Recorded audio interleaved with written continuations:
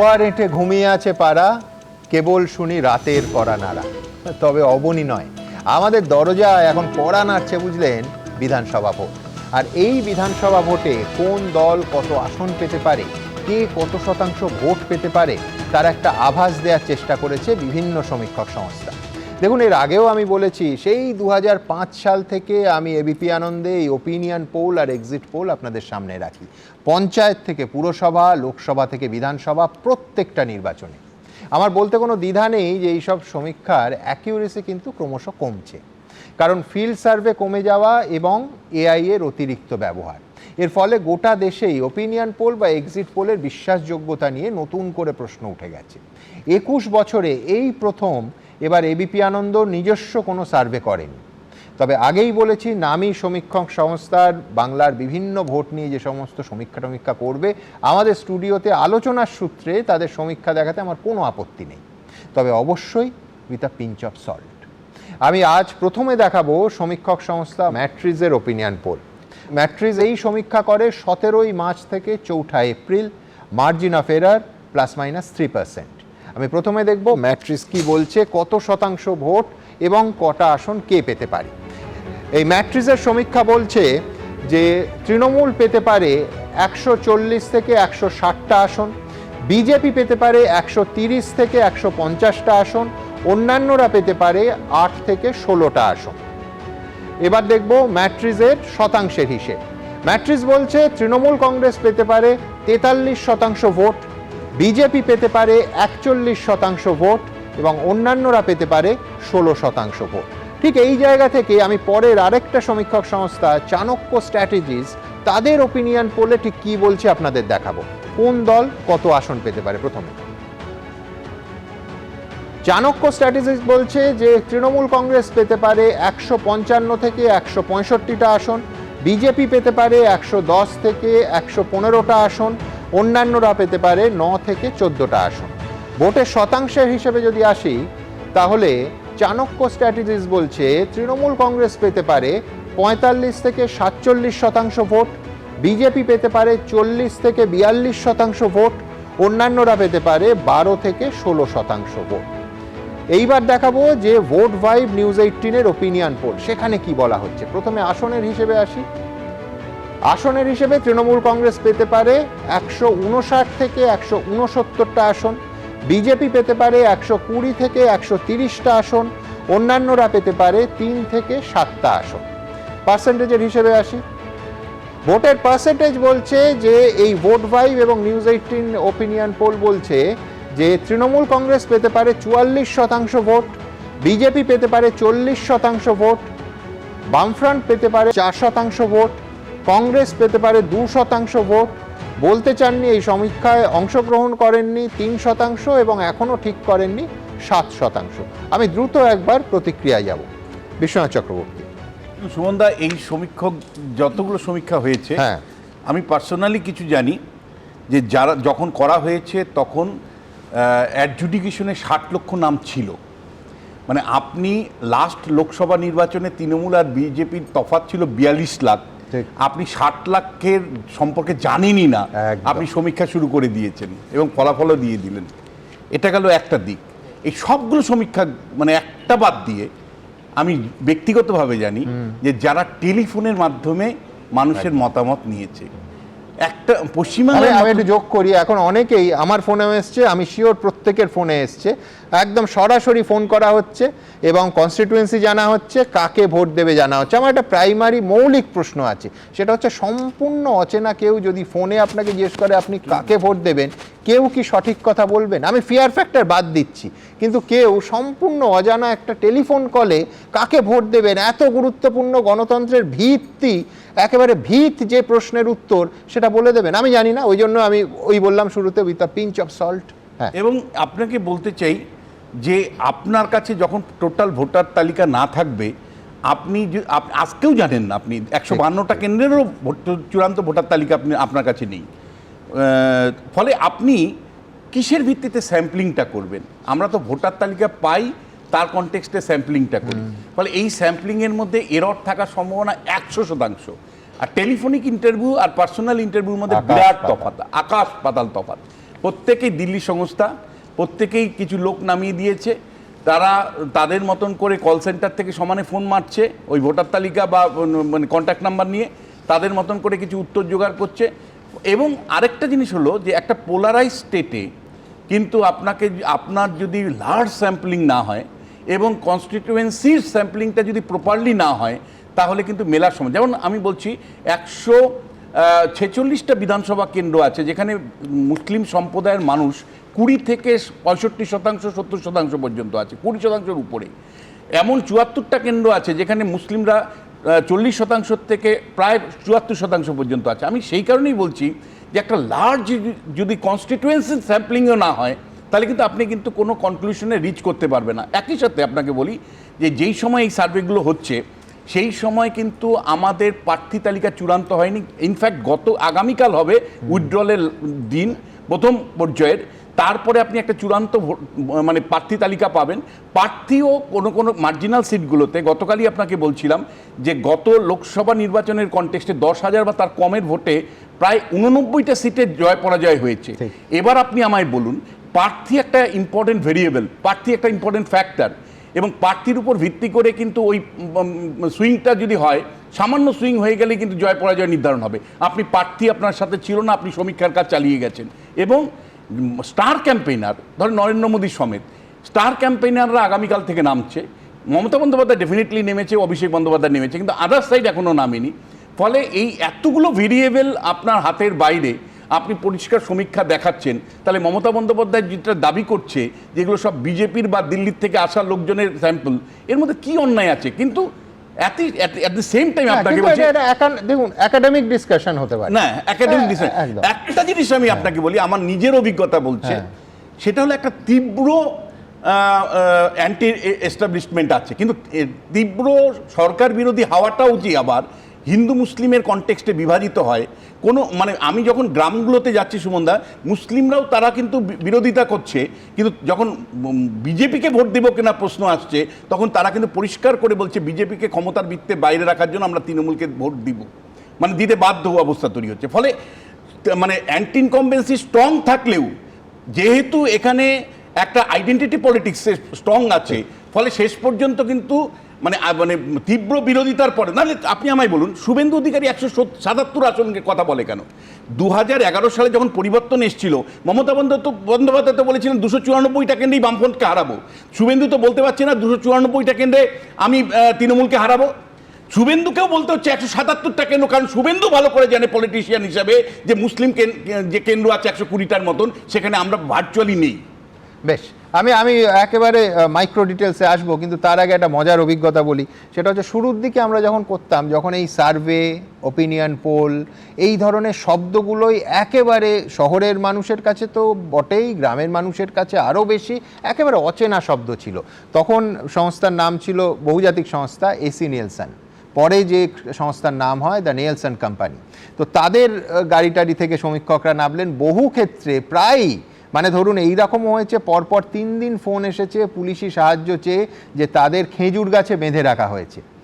তার কারণ হঠাৎ একটি গাড়ি থেকে নেবে, সমীক্ষক জিজ্ঞেস করছেন দাদা কোথায় ভোট দেবেন, তখন অবশ্য ট্যাবের যুগ আসেনি, সেটা এলে আরও নিঃসন্দেহে ক্ষতির পরিমাণ বেশি হতো। কিন্তু বহু ক্ষেত্রে পুলিশি সাহায্য নিয়ে তখন বামফ্রন্ট আমল সমীক্ষকদের আমাদের উদ্ধার করতে হয়েছে। কিন্তু এইখানে আমার আপত্তির একটা জায়গা, বা ওই বারবার যে কথাটা বলছি যে ফিল্ড সার্ভে কিন্তু এখন ক্রমশ কমছে, যেটা হলে সমীক্ষা আরও নিখুঁত হওয়ার সম্ভাবনা থাকে, এবং অবশ্যই স্যাম্পল সাইজ, যেটা নিঃসন্দেহে আমায় মানতে হবে ব্যয় সাপেক্ষ। আমরা যতবার করেছি কয়েক কোটি টাকা এতে ব্যয় হয়। ব্যয় সাপেক্ষ সমীক্ষা হলে স্যাম্পল সাইজটা অনেক বড় করা যায়, সেখানে মার্জিন অফ এরর অনেক কম হওয়ার সম্ভাবনা থাকে। কিন্তু বিশ্বনাথ চক্রবর্তী বারবার বললেন, দুবার শব্দটা ব্যবহার করলেন হাওয়া। রাস্তাঘাটে, বাসে, ট্রামে, সর্বত্র এখন একটাই কথা শুনতে পাবেন, দাদা হাওয়া কি বুঝছেন? এখন ভোটের হাওয়া বোঝা যায় যত ভোট এগোতে থাকে, এবং সেই হাওয়া ঘোরে, সেই হাওয়া পাল্টায়, বা কখনো একেবারে একও থাকে।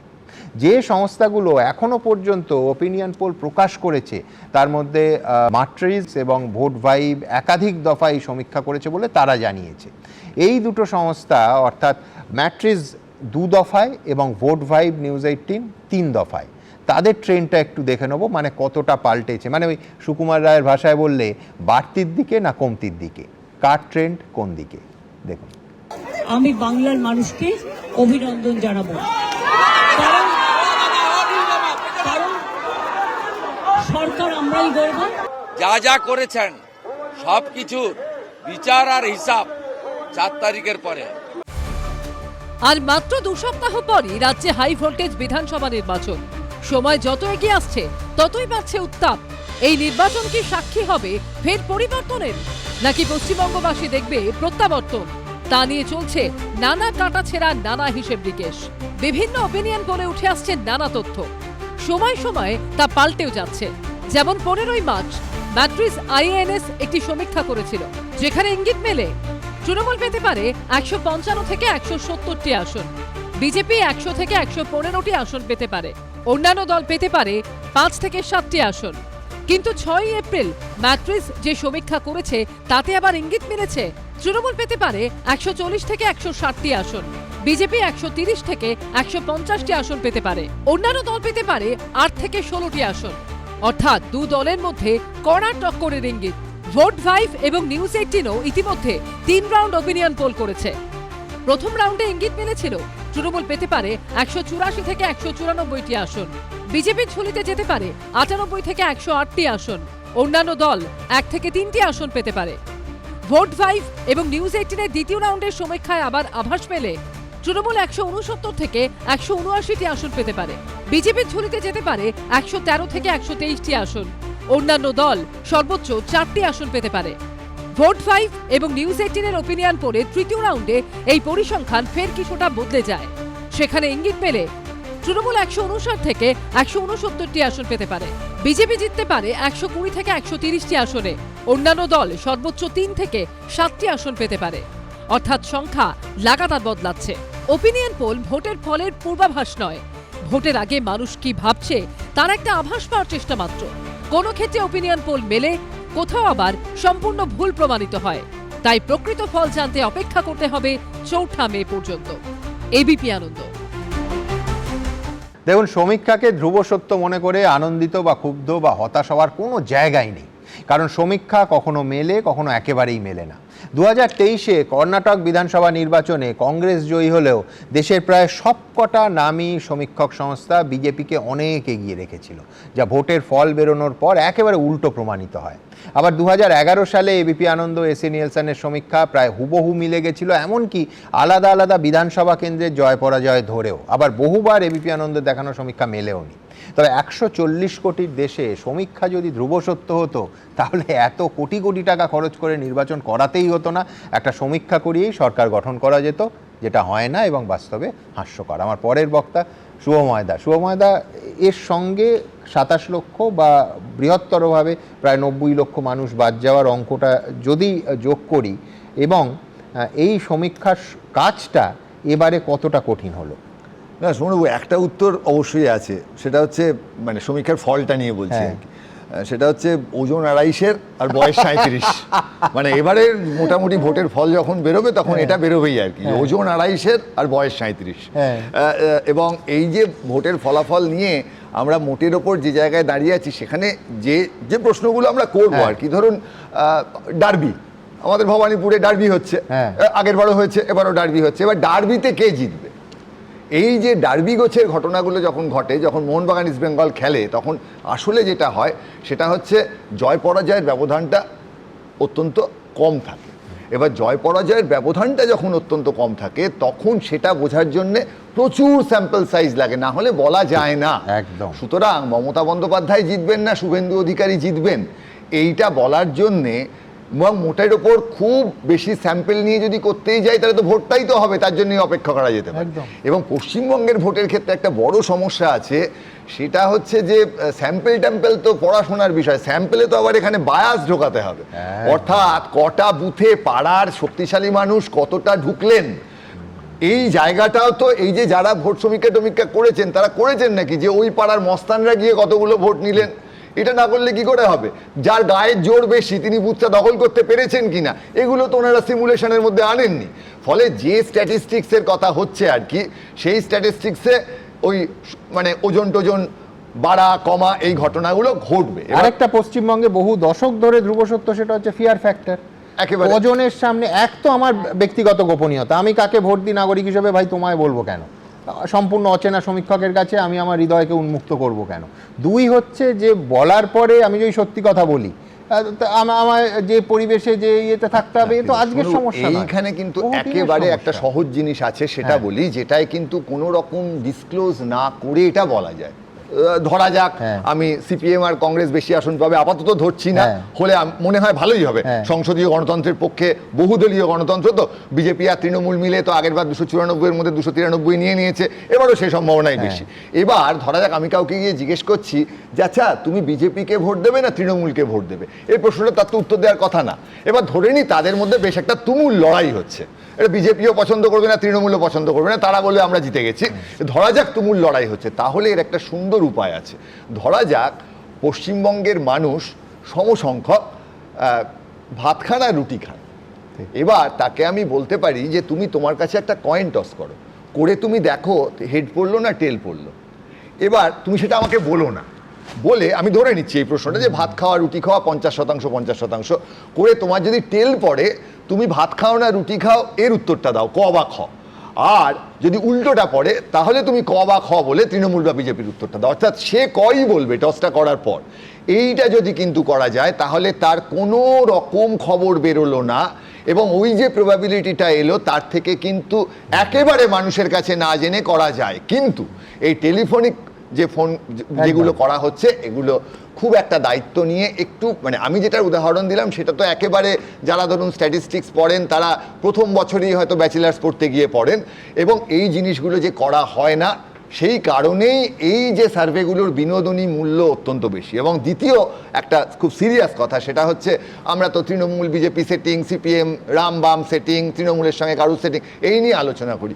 প্রচুর মানুষ যারা রাজনীতি করছেন এই পশ্চিমবঙ্গে একেবারে কোনো ধান্দা ছাড়া তারা তার দলটাকে ভালোবেসে রাজনীতি করছেন, এবং সেই মানুষগুলোর কাছে কিন্তু পৌঁছে গিয়ে তাদের যে ভাবনা, সেখান থেকে যে উঠে আসা পারসেপশন, এটাও কিন্তু আমাদের কাছে খুব গুরুত্বপূর্ণ। জাস্ট একটু আমি অ্যাড করতে চাই, সেটা হলো এ রাজ্যে সংগঠন কথা বলে, মানে এখানে কিন্তু ভোট করাতে হয়।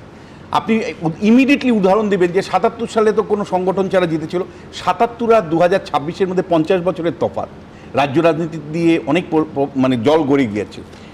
এখন আমি আপনাকে বলতে চাই যে সংগঠনের উপর ভিত্তি করে ভোটারদেরকে বুথে আনা হয়, সংগঠনের নেতাদের চোখের সামনে ভোট দেওয়ানো হয়, এবং শেষ পর্যন্ত সংগঠনের উপর ভিত্তি করেই ভোটটা হয়। আমি একটা উদাহরণ আপনাকে দিই, 2011 সাল সবচেয়ে নিরপেক্ষ একটা নির্বাচন হয়েছিল পশ্চিমবাংলায়, সবাই আমরা বলি, কিন্তু আমি দিনের শেষে আপনাকে বলছি আমরা আগের থেকেই বুঝতে পারছিলাম যে মানে কেশপুরে কিন্তু সিপিএম যে দুর্গ তৈরি করে রেখেছে সেটাকে ব্রেক করতে পারেনি তৃণমূল কংগ্রেস। গোঘাটে কিন্তু জিততে পারেনি, কারণ গোঘাটে যে একটা আয়রন অর্গানাইজেশন সিপিএম তৈরি করে রেখেছিল, এরকম অসংখ্য জায়গাতে, মানে ক্যানিং পূর্ব আপনার অফিসের পেছনে। ফলে আমি কিন্তু বলছি যে শেষ পর্যন্ত সংগঠনের জায়গা থেকে যদি বিচার করেন, তাহলে আমি বলবো যে এই মুহূর্তে তৃণমূল কংগ্রেস যে সাংগঠনিক জায়গায় আছে আর বিজেপি যেই জায়গায় আছে তার মধ্যে একটা বিস্তর তফাৎ আমি কিন্তু পরিষ্কার দেখতে পাচ্ছি। আমি জানি না যারা সমীক্ষার কাজ করছেন সেই ফ্যাক্টরগুলোকে, আমরা কতগুলো এক্সট্রা ফ্যাক্টর যেগুলোকে ভ্যালু অ্যাড করি সেইগুলোকে অন্তর্ভুক্ত করছেন কিনা, সেটা একটা খুব ইম্পর্টেন্ট নিঃসন্দেহে। দেখুন, আমি প্রথমে আরেকটু ব্যক্তিগত অনুষঙ্গে আসি। গত 24শে মার্চ আমাদের মহাযুদ্ধ অনুষ্ঠানে রাজ্যের প্রাক্তন মুখ্য নির্বাচনী আধিকারিক দেবাশিস সেন তিনি পোডিয়ামে যখন বললেন যে তিনি এআই প্রযুক্তির মাধ্যমে এই সমীক্ষা করেছেন, বিশ্বাস করুন অজস্র টেলিফোন এসেছে আমাদের নিউজ রুমে সেই সমীক্ষার ফলাফল জানতে চেয়ে। আমি বারবার দেবাশিস দাকে অনুষ্ঠানের আগে বলেছিলাম যে ফলাফল বলবেন না, তার কারণ হচ্ছে সম্পূর্ণ বিষয়টা অন্য ছিল। দেবাশিস দা সেদিন ঠিক কী বলেছিলেন একবার দেখে নিই।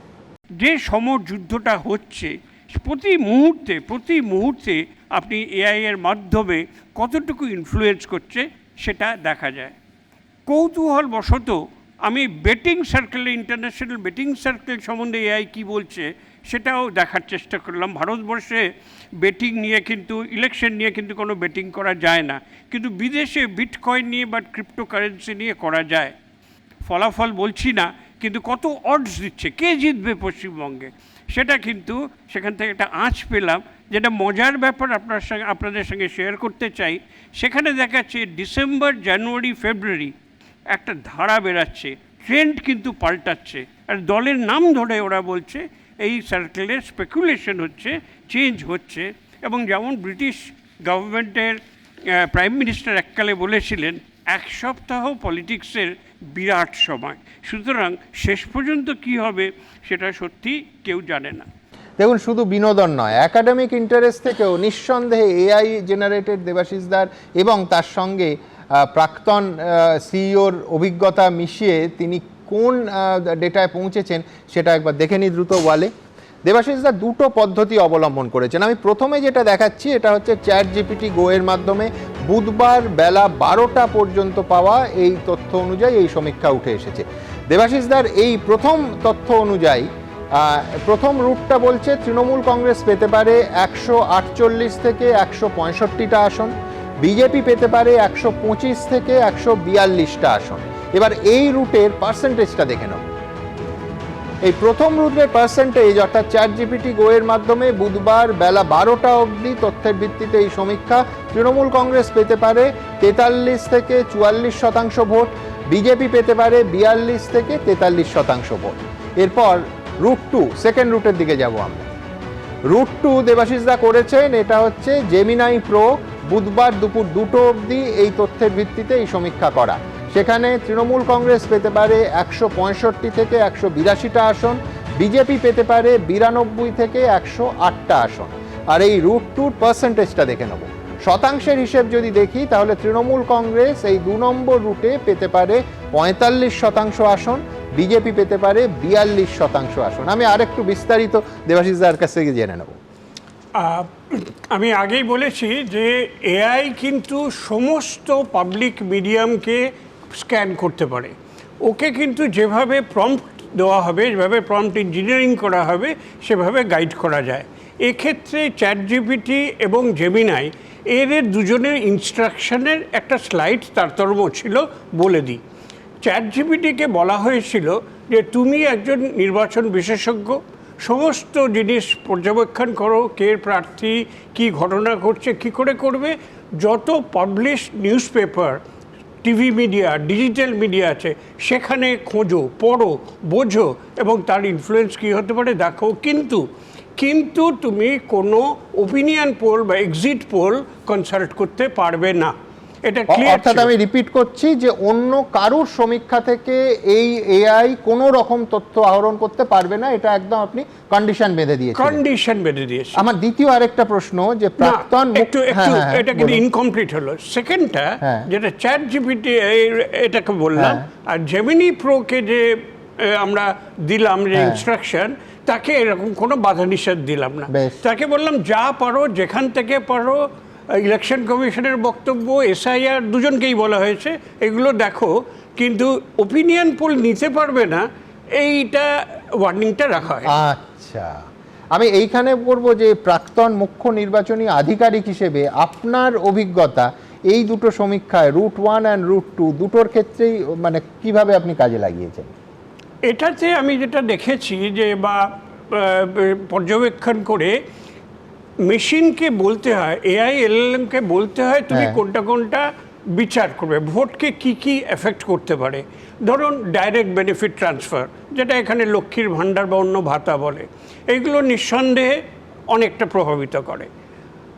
Identity politics, minority vote bank, law and order, booth level situation, এরকম পর আমরা বিভিন্ন জিনিস বলেছি যে তোমরা কিন্তু এই মডেলকে বলেছি এইগুলো কিন্তু লক্ষ্য রাখবে। এগুলো কোত্থেকে পেলাম? যে এইগুলো আমার প্রাক্তন অভিজ্ঞতা থেকে। এবং সেইটা দেখে বিশেষত ইলেকশন কমিশন কি করছে এইটা তুমি দেখো এবং তার প্রভাব কি হবে রাস্তায়, day to day okay monitor করতে বলা হয়েছে। যে জন্য দুটো দেখবেন, একটা 12টায়, একটা এভরি ডে, প্রত্যেক দিন মনিটর করছে এবং আমাকে রিপোর্ট পাঠাচ্ছে, আর কিছু আমাকে করতে হচ্ছে। শুভমদা কিছু বলবেন? মানে কম্পিউটার সায়েন্সের ছাত্র হিসেবে মানে যেটুকু পাস করেছি তাতে আমার একটা বিধিসম্মত সতর্কীকরণ রইল যে এই গোটা ব্যাপারটা যেটা দেবাশিসবাবু করেছেন আমি একেবারেই মানছি না, এবং আমার মনে হয় এটা রেকর্ড করে রাখা উচিত। ওনার কথা মিলতেও পারে, কোনো অসুবিধে নেই, মিলতেই পারে, আমি সেটাও বলবো। কিন্তু আমাদের এখানকার আজকে যদি পার্থদা বলেন সিপিএম 294টি আসন পাবে, তাহলে সেটার পেছনে যতটা বিজ্ঞান আছে উনি যেটা করেছেন বলছেন, আমি সেটার পেছনেও একই পরিমাণ বিজ্ঞান আছে বলে মনে করব। এবার তারপর যদি পার্থদা 294 পেয়ে যায়, তাহলে আমি বলবো আমার সমাজ সম্বন্ধে, কম্পিউটার সায়েন্স সম্বন্ধে ভাবনা একেবারেই ভুল, আমি কিছুই শিখিনি। কিন্তু এইভাবে এই যে করা এবং এই বিষয়টা করার মাধ্যমে যে ভুলটা করা হচ্ছে, সেটা হচ্ছে বৈশানরদা তো এক্ষুনি গিয়ে আইপ্যাকের ছেলেগুলোর বেচারি এক্ষুনি চাকরি যাবে, ওনারা সার্ভে বন্ধ করে দেবেন, বৈশানরদা বলবেন গিয়ে আর কিচ্ছু করতে হবে না, সবাই দেবাশিসদার কাছে চলে আসবেন। এবং গোটা ইন্ডাস্ট্রি জুড়ে সিনিয়র সফটওয়্যারের যে মানুষজন যে সাংঘাতিক বড় ভুল করছেন, সেটা হচ্ছে বাচ্চা যে ছেলে মেয়েরা কোড লেখে, তাদেরকে যখন বলা হচ্ছে এই কোডটা তো চ্যাটজিপিটি লিখে দিতে পারে, ঠিক একই রকমভাবে সমাজ সংসারের বিভিন্ন ক্ষেত্রে কম্পিউটার সায়েন্স সম্বন্ধে গভীর জ্ঞান না থেকে এই ধরনের কাজ করা শুধু নির্বাচন নয়, শুধু সিপিএম, কংগ্রেস, বিজেপি, তৃণমূল নয়, সমগ্র সমাজের কাছে, সমগ্র রাজনীতির কাছে, সমগ্র বিজ্ঞানের কাছে একটা ভুল বার্তা দিচ্ছে। আমাকে একটা সংযোজন করতে হবে। প্রথমত এটা কখনোই বলিনি যে এটা মেলানোর জন্য, এটা একদম পরিষ্কার যে উনি কম্পিউটার সায়েন্সের কথা বললেন, উনি নামী অধ্যাপক, ওনাকে খুব সমীহ করি। আমিও এআই নিয়ে পড়াশুনো করেছি, I have certificate and degrees, মানে আমি ক্যাজুয়ালি করছি না, এটা কিন্তু আমি পড়াশুনো করে করছি। এবং আমি সবাইকে বলতে চাই, আজকে যারা এখানে আছেন অনেক প্রতিভাবান ব্যক্তিরা আছেন, তারা জানবেন যে পুরো এআইটাই হচ্ছে প্রবাবিলিস্টিক। পুরো এআইটি যাকে যা বলবেন, যতটুকু কাজ করছে, আজকে ইসরায়েলে যুদ্ধ হচ্ছে, ইরানে যুদ্ধ হচ্ছে, সেখানেও যে যুদ্ধ বিমান ট্রাম্প লাগাচ্ছেন এআই দিয়ে, সেটাও প্রবাবিলিস্টিক, যার জন্য বলা হচ্ছে হিউম্যান ইন দ্য লুপ রাখতে হবে, একটা মানুষকে রাখতে হবে। এআই ভুল করতে পারে, সুতরাং দুটো ক্ষেত্রেই এটা ভুল করতে পারে। কিন্তু তাহলে কি কাগজ পড়বো না? তাহলে কি টিভি দেখবো না? সবার মধ্যেই তো বায়াস আসতে পারে, ভুল আসতে পারে, তাহলে সব কিছুই বন্ধ করে দেওয়া হোক। আমার কথা হচ্ছে যে এই যন্ত্রগুলো তো অসম্ভব অ্যাডভান্স, তারা কি ভাবছে সেটা সত্যি বলতে কোনো মতেই কেউ বলছে না, it is probabilistic in nature. কিন্তু সেটা জানতে কৌতূহল হয়, এবং ডে টু ডে চেঞ্জগুলো এরা কীভাবে অ্যাবজর্ব করছে। এই যে এসআইআর এর লেটেস্ট, এই যে বিশ্বনাথবাবু বললেন প্রার্থীর এফেক্ট, এই যে প্রত্যেক দিন আমার একটা গ্রাফও আছে, দিনকে দিন চেঞ্জ করছে, এবং তার একটা কারণ আছে। এই যে সিকিউরিটি উইথড্র হয়েছে, বলছে যে এর ফলে বুথ ম্যানেজমেন্ট বেটার হবে, আমি কিছু বলছি না, ওরা এই লিখে দিচ্ছে। সো দে আর কনসিডারিং, ভুল হতেই পারে, টোটালি প্রবাবিলিস্টিক।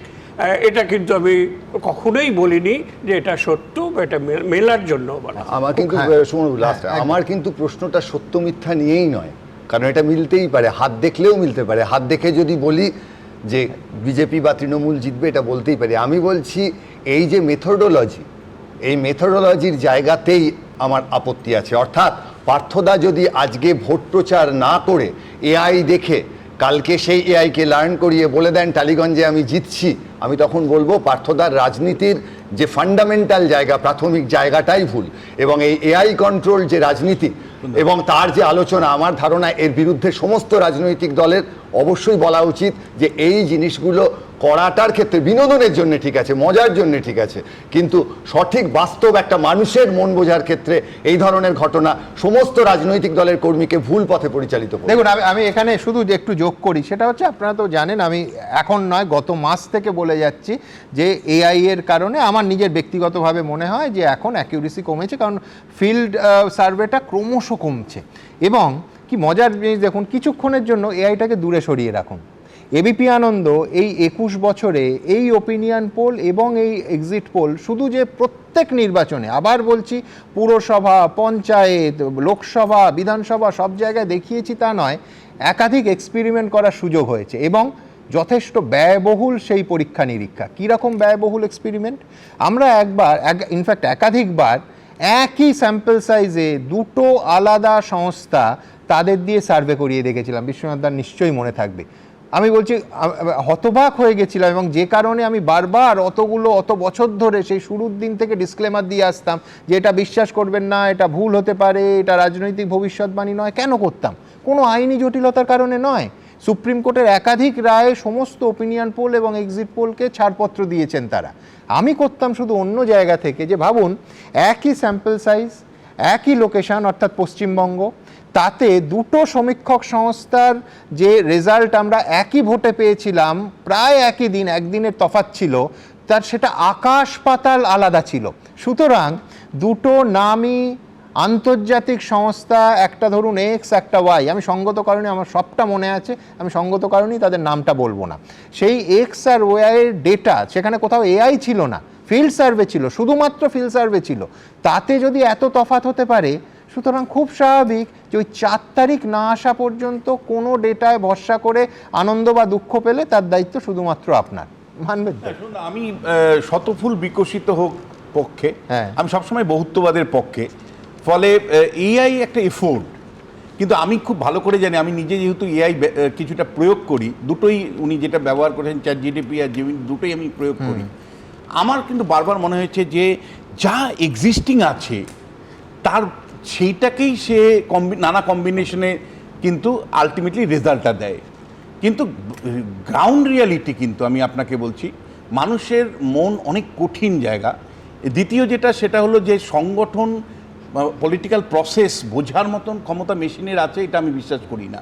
কারণ মানে হিউম্যান আসপেক্টকে এখনও আমার মনে করি না যে কেউ চ্যালেঞ্জ করতে পারে বা কেউ রিপ্লেস করতে পারে, সে এআই হোক, কম্পিউটার হোক বা অন্য কিছু।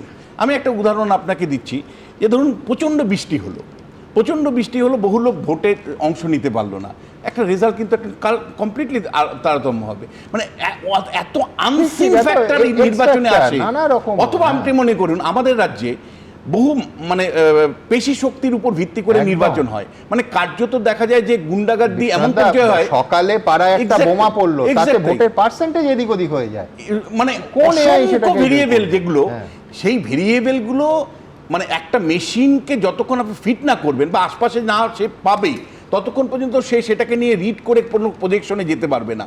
কিন্তু অ্যাট দ্য সেম টাইম আমি বলবো, দেবাশিসদাকে উৎসাহিত করে বলবো যে শতফুল বিকশিত হোক, এআইও আসুক না ফিল্ড সার্ভের সাথে সাথে। কি আর হবে, বড় জোর মূলই হবে।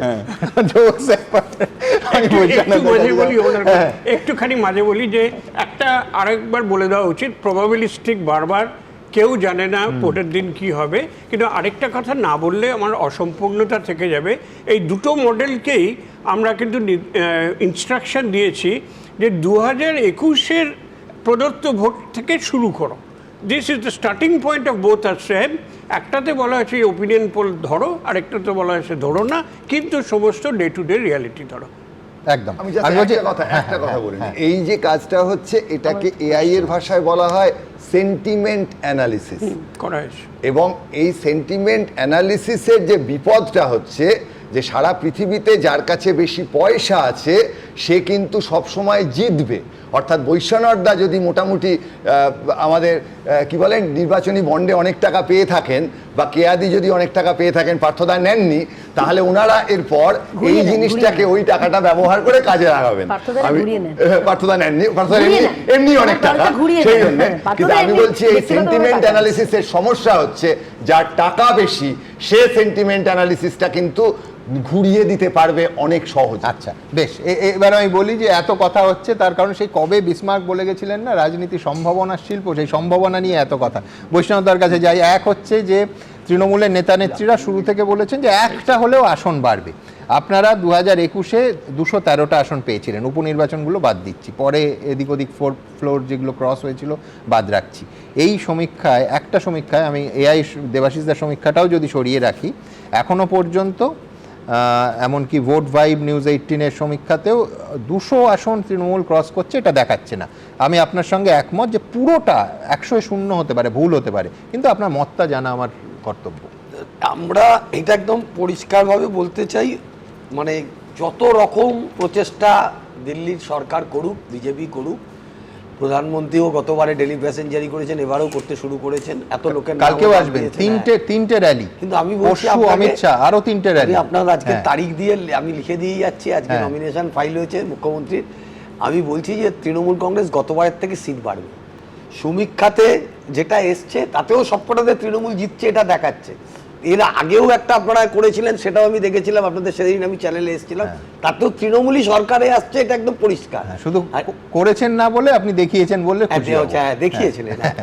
আজকেও যা যা দেখিয়েছেন সবকটাতে তৃণমূল সরকারে আসছে, এটা দেখাচ্ছে। আজকে যেটা আলোচনা হলো, এতক্ষণ যেটা দেখা আমি চেয়ার কাছে এই বৈশানদ্দার এই বাক্যটা নিয়েই আসবো যে নিঃসন্দেহে বিজেপির সিট সবকটা সমীক্ষায় 77 থেকে বাড়ছে, কিন্তু having said that Baishnath Chakraborty সঠিকভাবেই বলেছেন যে প্রত্যেকটা, হ্যাঁ, বৈশ্বনাথ চট্টোপাধ্যায় সঠিকভাবেই বলেছেন, এটা এআই পাল্টে দেয়নি, স্লিপ অফ টাং, সঠিকভাবেই বলেছেন যে এক সেকেন্ড বিশ্বনাথ দা, সেটা হচ্ছে যে সরকার গঠন করার ম্যাজিক নাম্বার, অর্থাৎ 148-এর থেকে বিজেপি মানে প্রত্যেকটাই তৃণমূল কিন্তু ক্রস করছে এখনো পর্যন্ত প্রত্যেকটা সমীক্ষায়।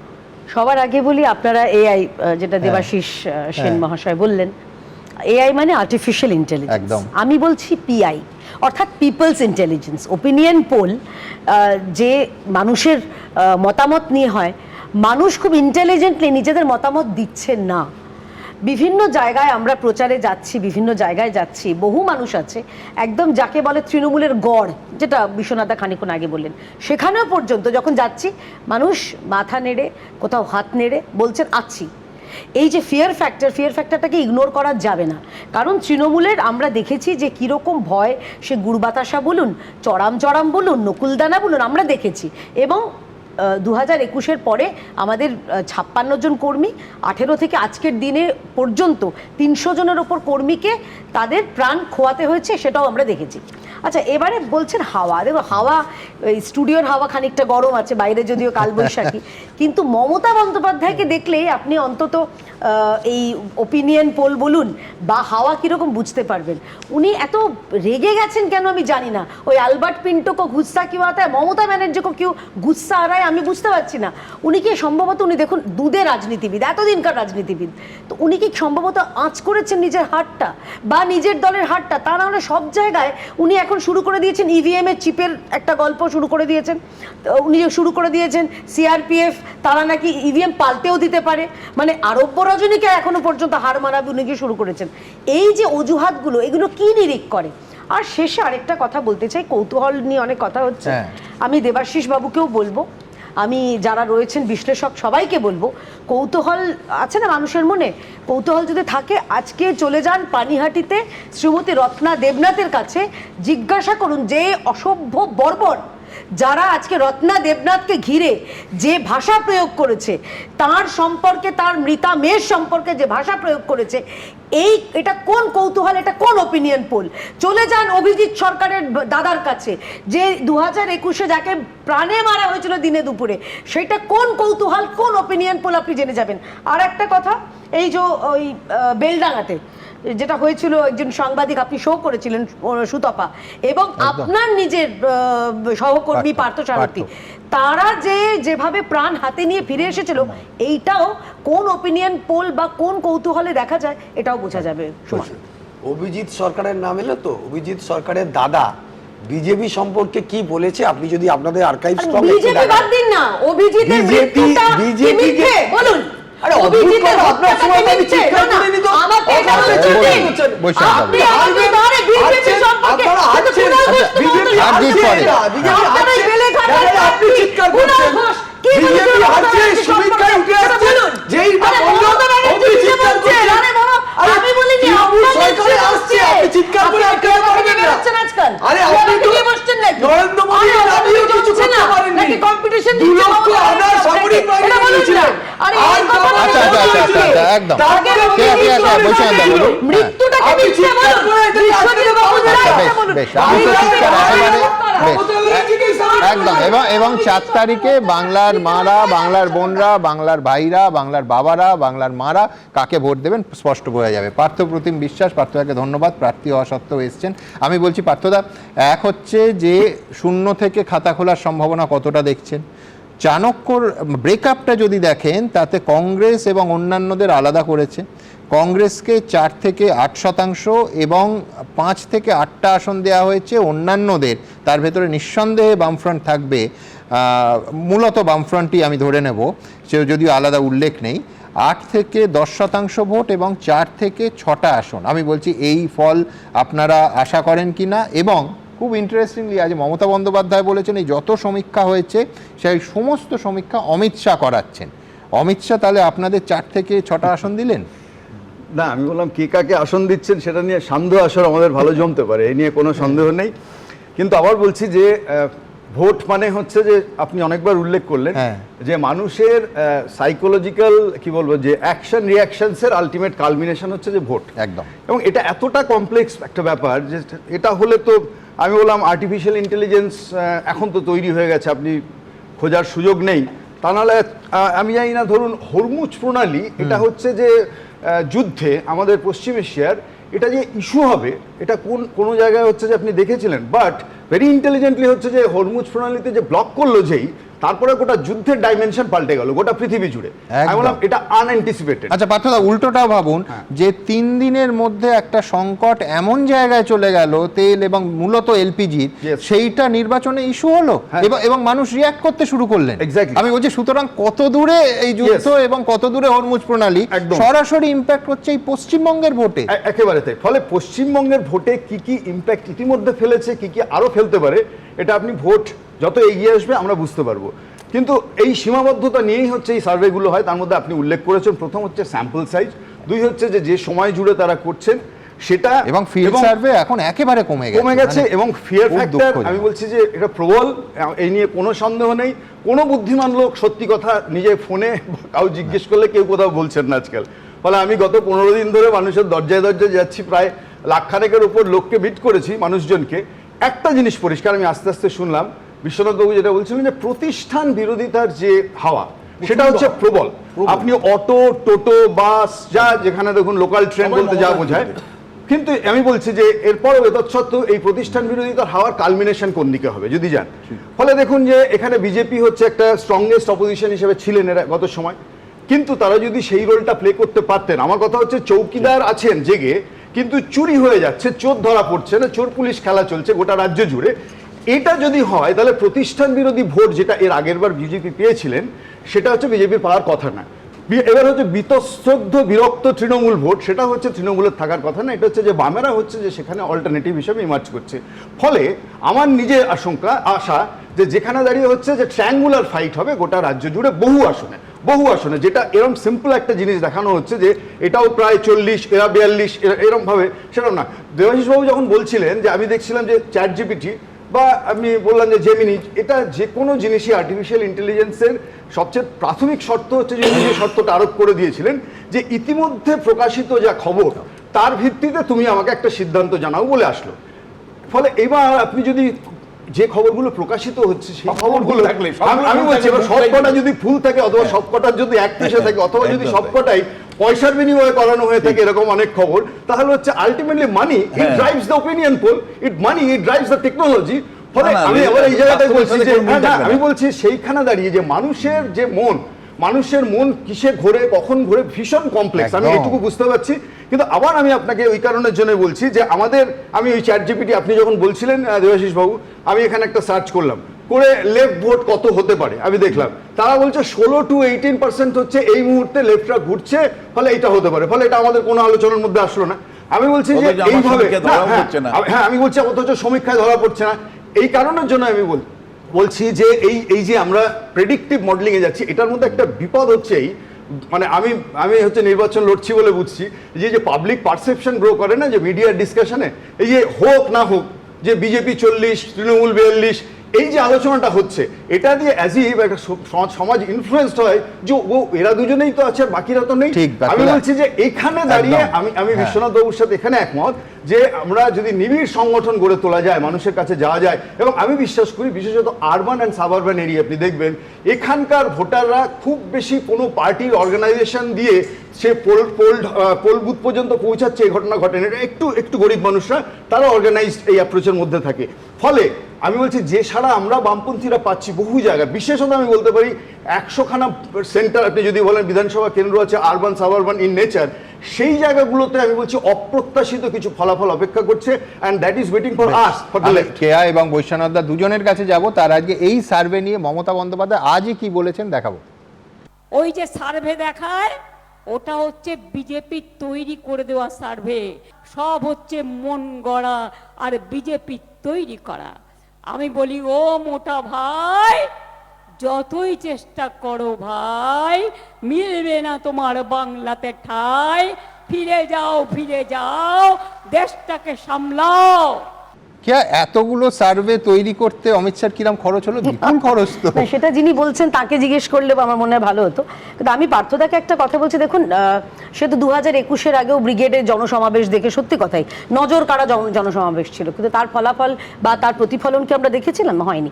আসলে পশ্চিমবঙ্গের মানুষ এটা অন্তত বুঝে গেছেন সুমন, যে মানে যদি তৃণমূলের মানে বিপক্ষে ভোট দিতে হয় তাহলে বামেদের ভোট দেওয়া মানে পরোক্ষে তৃণমূলকেই সাহায্য করা। কারণ তৃণমূলের আমি নাম করে বলতে পারি যে তৃণমূলের কিছু প্রার্থী তারা প্রথমে নিজেদের জন্য ভোট চাইছিলেন, অভয়ার জন্য বিচারের জন্য ভোট চাইছিলেন, কিন্তু অভয়ার মা যখন দাঁড়িয়েছেন তখন বলছেন যে বিজেপিকে জিততে দেবেন না। আপনারা বামেদের বলছেন ভোটটা দরকার হলে তৃণমূলে দিন। অর্থাৎ এরা যে তৃণমূলের বি টিম, এবং সেই ফিশ ফ্রাইয়ের দিব্যি সুমন, ফিশ ফ্রাইয়ে সে নুনের যে গুণ এমন ভাবে এরা গাইছেন, অর্থাৎ ঘুরপথে এরা চাইছেন, আমি বলিনি দাদা, ঘুরপথে এরা এদেরকে ভোট দেওয়া মানে সেই ভোটটা প্রকারান্তরে তৃণমূলকে সাহায্য করবে, সেটা অন্তত পশ্চিমবঙ্গের মানুষ বুঝে গেছে। দেখুন, আমি পাত্রদার কাছেই যাবো। আমি বলছি ফিশ ফ্রাইতে নুন থাকে ঠিক, কিন্তু ঝালমুড়িতে আবার বিচারের দিক থেকে দেখলে আর একটু বেশি নুন থাকে।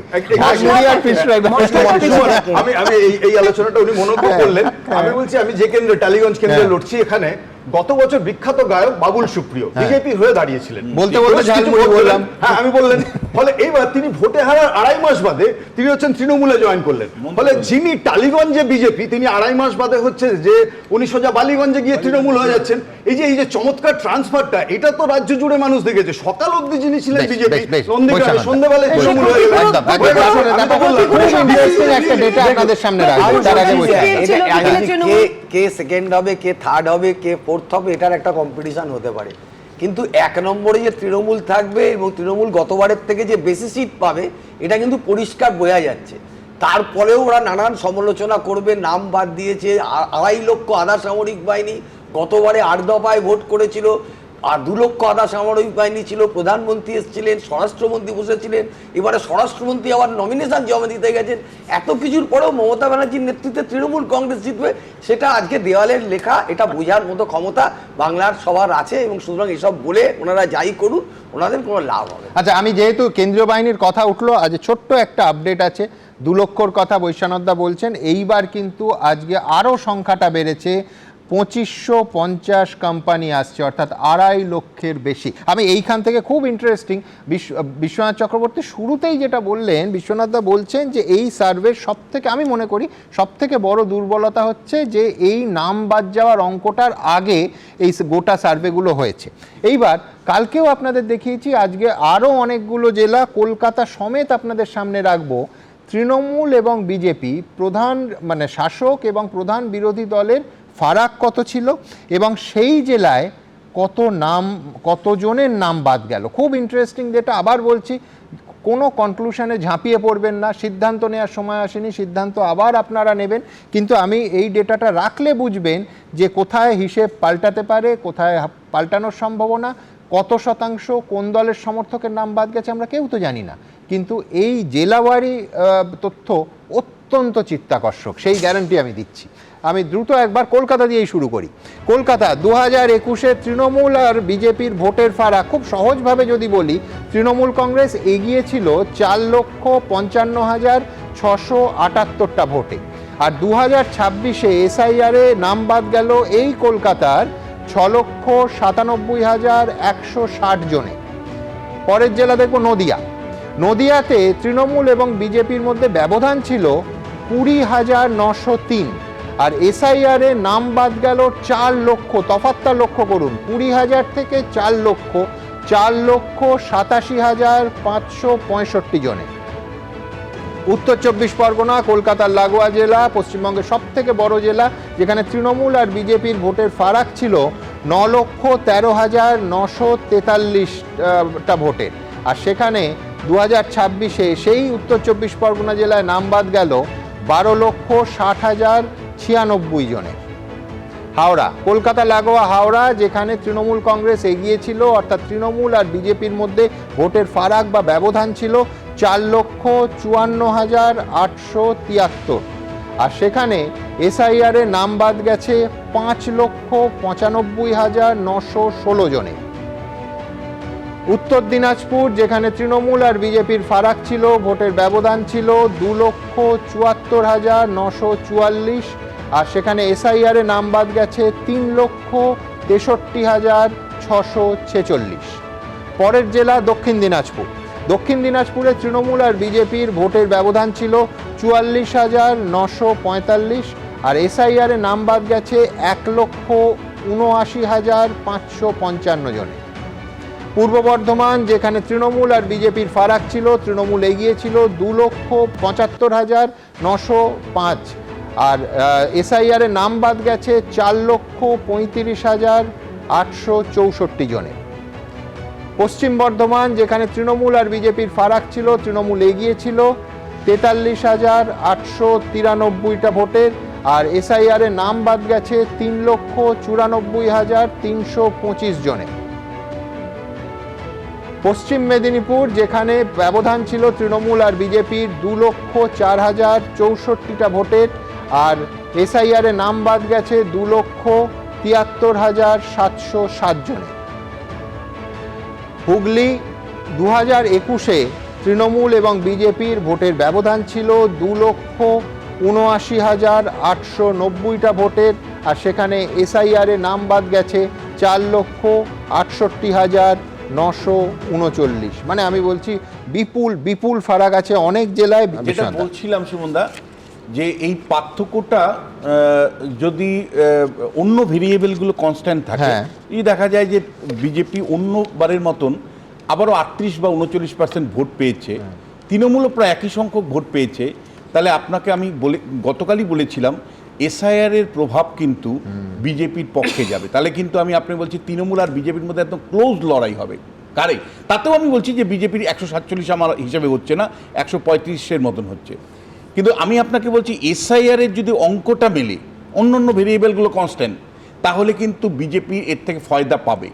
আর যদি মমতা বন্দ্যোপাধ্যায় যে আবেগতাড়িত মানুষকে করছেন যে এসআইআর অন্যায় হয়েছে, অবিচার হয়েছে, বঞ্চিত হয়েছে এবং এই বঞ্চনা বিজেপি করেছে, এই কেমিস্ট্রি বা এই নেগেটিভটা যদি মানে সহনাগরিকরা মেনে নেয়, তাহলে কিন্তু তার যে ইম্প্যাক্ট, সেই ইম্প্যাক্টে কিন্তু তৃণমূল অনেকটা এগিয়ে যাবে, গত নির্বাচনের ফলাফলকে অতিক্রম করতে পারে। আমি আপনাকে বলছি এই হিসাবটা আপনি একটু ফেলুন, তাহলে আরও পরিষ্কার হবে। লাস্ট লোকসভা নির্বাচনের কনটেক্সটে 89টা আসনে বিজেপি এবং তৃণমূলের মানে মানে জয় পরাজয় নির্ধারিত হয়েছিল 89টা আসন 10,000-এর কম ভোটে। এই 89টা কেন্দ্রের মধ্যে 51টা কেন্দ্রে তৃণমূল কংগ্রেস জয়ী ছিল, মানে এগিয়ে ছিল। এই 51টা কেন্দ্রের মধ্যে মাত্র 2টো কেন্দ্র বাদ দিয়ে 49টা কেন্দ্রেই ভোট কিন্তু বাদ গেছে এবার 10,000 থেকে 35,000-এর মধ্যে, এবং এর 75% সংখ্যালঘু মুসলিম সম্প্রদায়ের মানুষ। ফলে যদি বিজেপি অন্যবারের মতন তার ভোটটা শুধু ধরে রাখতে পারে, তাহলে কিন্তু তৃণমূল কংগ্রেস একই রকম যদি ভোট পায়, তাহলে সরাসরি বলা যায় যে এই আসনগুলোতে বিজেপির ফয়দা হবে। আমি দ্বিতীয় যে বিষয়টা আপনাকে বলতে চাই, যে সেটা হলো যে সামগ্রিকভাবে 2024-এর লোকসভা নির্বাচনে বিজেপি আর তৃণমূলের মধ্যে পার্থক্য ছিল 42,000 ভোটে, 42 লাখ ভোটে, 42 লাখ ভোটে, যেটা 21-এ ছিল 60 লাখ, সেটা কমে 42 লাখ হয়। এবার আপনার 90 লক্ষ নাম বাদ গেছে, নানাভাবে বাদ গেছে। তাহলে এই যে বিরাট সংখ্যক নাম বাদ গেছে, তার ইম্প্যাক্ট যদি অন্য ভেরিয়েবলগুলো একই থাকে, আপনাকে শুধু একটু বলতে চাই সুমনদা, 2021 সালে নির্বাচনের ফলাফলের পরে দেখা গেছে প্রতি 100 জন হিন্দুর মধ্যে 54 জন হিন্দু ভোট দিয়েছিল বিজেপিকে, মেজরিটি ভোট। আবার 2055-তে আসন কমে 18 থেকে 12-তে নামলো, কিন্তু বিজেপির হিন্দু ভোটের পোলারাইজেশন আরও 1% বাড়লো। 100 জন হিন্দুর মধ্যে 55 জন হিন্দু কিন্তু বিজেপিকে ভোট দিয়েছিল।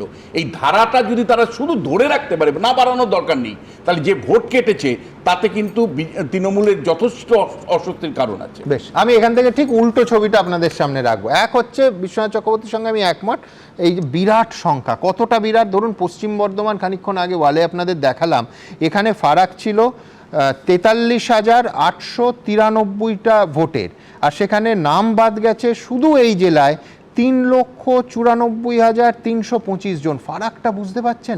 আমি বলছি আবার এখান থেকে বিশ্বনাথ দা বিজেপির যে সুবিধের কথা বলছেন, আমি যদি মতুয়াগড়ে ধরি, নাম বাদ যাওয়ার অঙ্ক কিন্তু বলছে যে মতুয়াগড়ে বিজেপির এতে বিপদ বাড়তেও পারে। উল্টো ছবিটাও একবার দেখিয়ে নিই। কেন মত দিয়েছেন মতুয়াদের নাম? 2002 तक जितना मতুয়া आया है सबका नाम वोटर लिस्ट में है। এসআইআর তরজা চলছিলই, এবার কোন সম্প্রদায়ের কত নাম বাদ গেল তা নিয়েও শুরু হয়েছে চাপানুতোর। সংখ্যালঘুদের পাশাপাশি মতুয়া সম্প্রদায়ের একটা অংশের নামও এসআইআরে বাদ পড়েছে। আর যেহেতু মতুয়াদের বড় অংশ দীর্ঘদিন ধরেই বিজেপির ভোট ব্যাংক, তাই মতুয়াদের নাম বাদ পড়াকে ইস্যু করেছে তৃণমূল। বিচারাধীন 60 লক্ষের মধ্যে উত্তর 24 পরগনায় বাদ গেছে 3,25,666 জনের নাম, আর নদিয়ায় 2,08,626 জনের নাম অবৈধ হিসেবে চিহ্নিত হয়েছে। এই দুটি জেলাতেই মতুয়া সম্প্রদায়ের বহু মানুষ বাস করেন। মতুয়া অধ্যুষিত উত্তর 24 পরগনার বনগাঁ লোকসভা কেন্দ্র বিজেপির দখলে, আবার মতুয়া অধ্যুষিত রানাঘাট লোকসভা কেন্দ্রেও বিজেপির দাপট। এখন এই দুটি জেলাতেই বহু নাম বাদ চলে যাওয়ার প্রসঙ্গ টেনে বিজেপিকে আক্রমণ করছে তৃণমূলের শীর্ষ নেতৃত্ব। এই নাম বাদ দেওয়ার খেলায় এনআরসি করার ছক্কা চলছে, ওই ছক্কাকে অক্কা করে দেবো। কেন বাদ দিয়েছেন মতুয়াদের নাম? ওরা তপশিলি। দুমুখ কেউটে সাপ, দুমুখ গোখরা সাপ, ভয়ঙ্কর ছোবল। ওই কেউটে সাপকে ঘরে ঢুকতে দেবেন না, গোখরো সাপকে ঘরে ঢুকতে দেবেন না, এক ছোবলেই শেষ হয়ে যাবে। এখন প্রশ্ন হচ্ছে, সিএএ করে যে মতুয়াদের নিজেদের দিকে টেনেছিল বিজেপি, এখন এসআইআর এ সেই মতুয়াদের একটা বড় অংশের নাম বাদ যাওয়ায় কি ধাক্কা খেতে পারে বিজেপি? जो 2002 का बात आया है उसको सीए के अंदर हम लोग सिटीजनशिप भी दे देगा, वोटर लिस्ट भी दे देगा। मोदी जी है, चिंता का कोई बात नहीं है। 2002 तक जितना मতুआ आया है सबका नाम वोटर लिस्ट में है। 1 करोड़ मতুआ है तो उसका 95 लाख का नाम है। এসআইআর এ মতুয়াদের নাম বাদ যাওয়া নিয়ে এর আগেই ইঙ্গিতপূর্ণ মন্তব্য করেছিলেন মতুয়া ঠাকুরবাড়ির সদস্য ও কেন্দ্রীয় জাহাজ প্রতিমন্ত্রী শান্তনু ঠাকুর। 50 লাখ রোহিঙ্গা মুসলমান, বাংলাদেশি মুসলমান, পাকিস্তানি মুসলমান যদি বাদ যায়, তার মধ্যে 1 লাখ যদি আমাদের সমাজের মানুষকে একটু স্টপ থাকতে হয়, ভোট দেওয়ার জন্য বিরতি থাকতে হয়, তাহলে কোনটা লাভ? যাদের নাম কাটা গেছে, অবৈধভাবে বিজেপি কেটেছে, 27 লক্ষ নাম আন্ডার অ্যাডজুডিকেশনের নাম করে অবৈধভাবে বাদ দিয়েছেন। তার মধ্যে 10 লক্ষর বেশি নাম হিন্দু বাঙালি।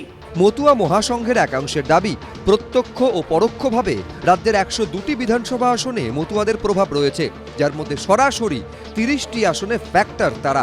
শিবাশিস মৌলিক, সৌরভ বন্দ্যোপাধ্যায়, এবিপি আনন্দ। না, আমি একটা জিনিস কিছুতেই বুঝতে পারছি না। মমতা বন্দ্যোপাধ্যায় বলছেন ওনার বিজেপি সম্বন্ধে ভালো জানেন, নিশ্চয়ই ভেতরের খবর পান, তা উনি 3-4টে সার্ভে করছেন না কেন? করে বলুন যে তৃণমূল কংগ্রেস করছেন না, বা হয়তো করছেন, আমাদের জানাচ্ছেন না। অনেকেই বলছেন যে আইপ্যাক তো নিয়মিত, এটা তাদের পদ্ধতি, মানে এদের তাদের কর্মপদ্ধতির একটা অংশ যে রোজ আইপ্যাক সার্ভে করে, নিয়মিত করে। আর যদি উনি খুব ইতিবাচক তথ্য পান তাহলে মানুষকে বললে তো ভালোই হয়। উনি যেরকম ভাবে বলছেন তাহলে তো মনে হবে বিজেপি জিতেই গেছে। তাহলে কিন্তু আইপ্যাকের তথ্য আপনি বসে বিশ্বাস করবেন? দাদা, মানে আমি বলছি ধরুন আইপ্যাক দিল, আমরা তো সব তথ্য দিয়ে আইপ্যাকের দেখালাম। ভাষ্যগুলো জানবো। আজকে পার্থদাও তো নির্বাচনের সময় যখন বলছেন পার্থদা জিততে পারেন, তখন টালিগঞ্জের প্রচুর মানুষ বিশ্বাস করছে তো ওনার ভাষ্যটা। কিন্তু আমরা যদি আজকে আগের ডেটাগুলো দেখি তাহলে আমরা বলবো পার্থদার প্রবাবিলিটি কম। এই আলোচনা আসবে। দ্বিতীয় প্রশ্ন, সেটা হচ্ছে পার্থদা একটা বাইনারির কথা বললেন, আমি কিন্তু একটু অবাক হলাম।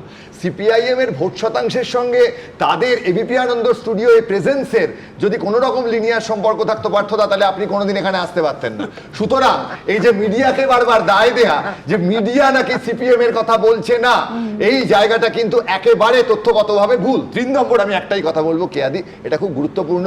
আমরা 2004-এ ইউপিএ সরকারের সময় থেকে বলছি ভোট মেশিনে ভোট হয় কেয়াদি, তার বিরুদ্ধে বিজেপিও কথা বলেছিল, আজকে মমতা ব্যানার্জিও বলছেন ভোট মেশিন একটা ইলেকট্রনিক সার্কিট। আইআইটির বিটেক কম্পিউটার সায়েন্স বা ইলেকট্রনিক্সের সিলেবাসে আপনারা যদি জিতে আসেন পশ্চিমবঙ্গে বা দেশে, আবার বলবেন ওগুলো সিলেবাসে ঢুকিয়ে দিতে, যাতে মানুষ জানতে পারে ওই সার্কিটের মধ্যে কি আছে।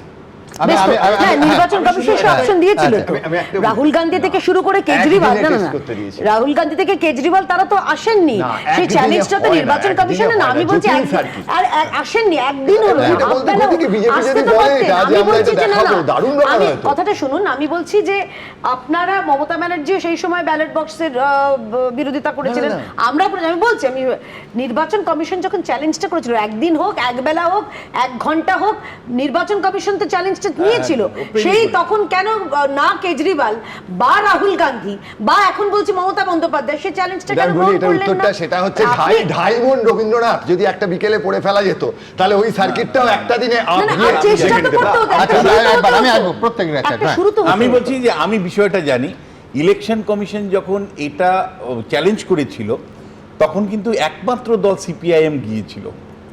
সিপিআইএম গিয়ে দেখে ঠেকে বুঝে গিয়েছে আমি জানি না, তারা কিন্তু নেগেটিভ প্রতিক্রিয়া দেয়নি, এটা দেবাশিস বাবু তখন সিও CEO ছিল। দেবাশিস বাবু কিন্তু চ্যালেঞ্জ করেছিল এবং উনি এর উপরে রবীন্দ্রভারতী বিশ্ববিদ্যালয়ে একটা বই লিখেছিলেন, সেই বইটাতেও উনি বলেছিলেন যে কেন এটার উপর ভরসা করা যায়, কেন ভরসা করা এটা যায়। তো ফলে সময় তাকে আর আমি শিখিয়ে দিন, জাতীয় ছবিটা উনি বলি, যেহেতু সেটা ভরসা হচ্ছে করছেন কপিল না। সিব্বাল গেছিলেন, গিয়ে বলেছিলেন যে আমি প্রমাণ করে যাব যে ইভিএম হ্যাক হয়, কিন্তু প্রমাণ করতে পারেননি। কিন্তু জোকস ব্যাপার, আমি শুরুতে একটা কথা বলি, সেটা হচ্ছে যে দেখুন, সার্ভে সব দল করে, পার্থদার দল করে কিনা আমি জানি না, আমার ধারণা তারাও করেন।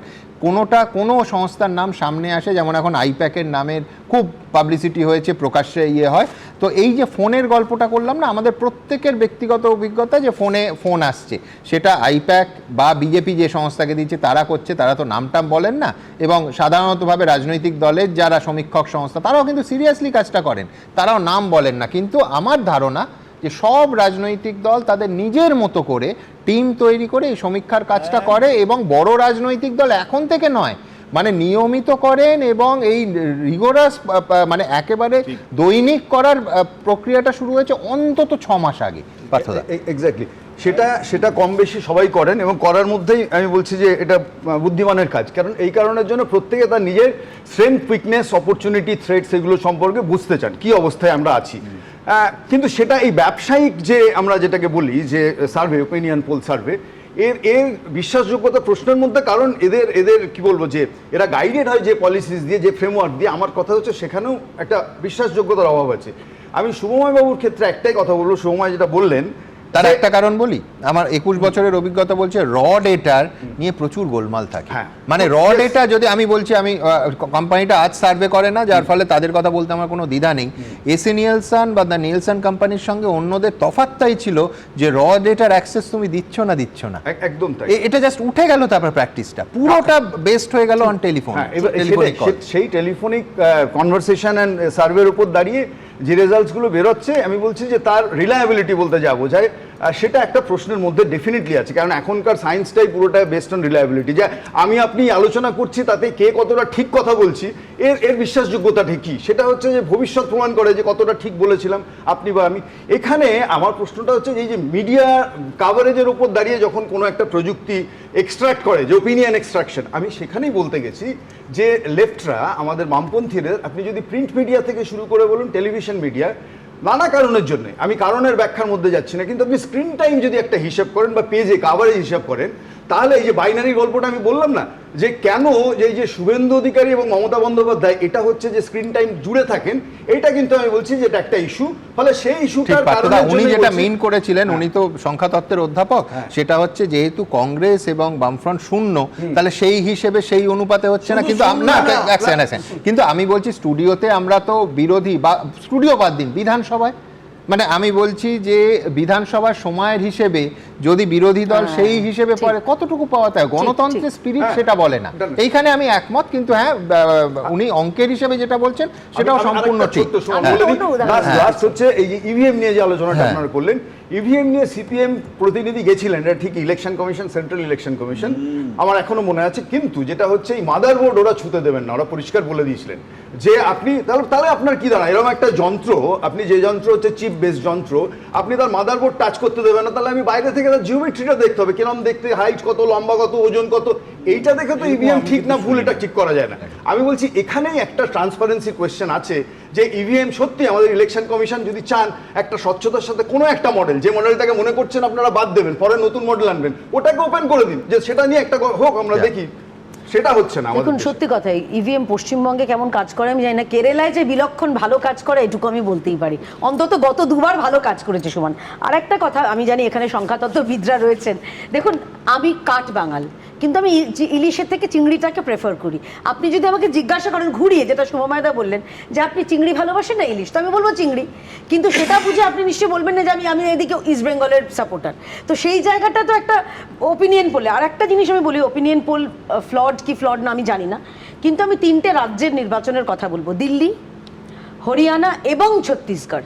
এই 3টেতেই সমস্ত ওপিনিয়ন পোল, এক্সিট পোল, এমনকি বিশ্বনাথ চক্রবর্তী উড়িয়ে দিয়েছিলেন যে দিল্লিতে তো বলেই দিয়েছিলেন যে বিজেপি কোনোবার ক্ষমতায়। আমি বলিনি দাদা, আমি শেষ করিনি, আর আপনার ভিডিওটা ভাইরাল আছে। অন্যায় করেছো তোমরা। আরে বলেছি, তার আগে যে একটা বাজেট হয়েছিল, সেই বাজেটে সুমনদের সাথে বলেছিলাম যে বাজেটের একটা ইমপ্যাক্ট করতে পারে। না তুমি মিথ্যে কথা বলো কেন?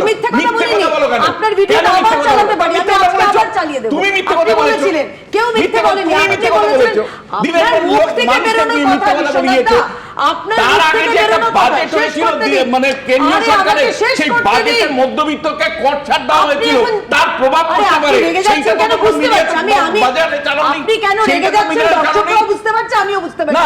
গলা খালি আপনার একা নেই, আমারও আছে। শুনুন, গলাটা আমি প্রয়োগ করব না, আমরা এখানে ভালো আলোচনা করছি, সে আলোচনার ভদ্রতাটা বজায় রাখুন। তো দিল্লি, ছত্তিশগড় এবং হরিয়ানা, এই 3টে জায়গাতেই আপনার সাথে হয়েছিল, একদম বিজেপিকে উড়িয়ে দেওয়া হয়েছিল যে সেখানে যারা বিরোধী রয়েছে তারা ক্ষমতায় আসবে, কিন্তু 3টে ক্ষেত্রেই দেখা গেছিল বিজেপি ক্লিন সুইপ করেছিল।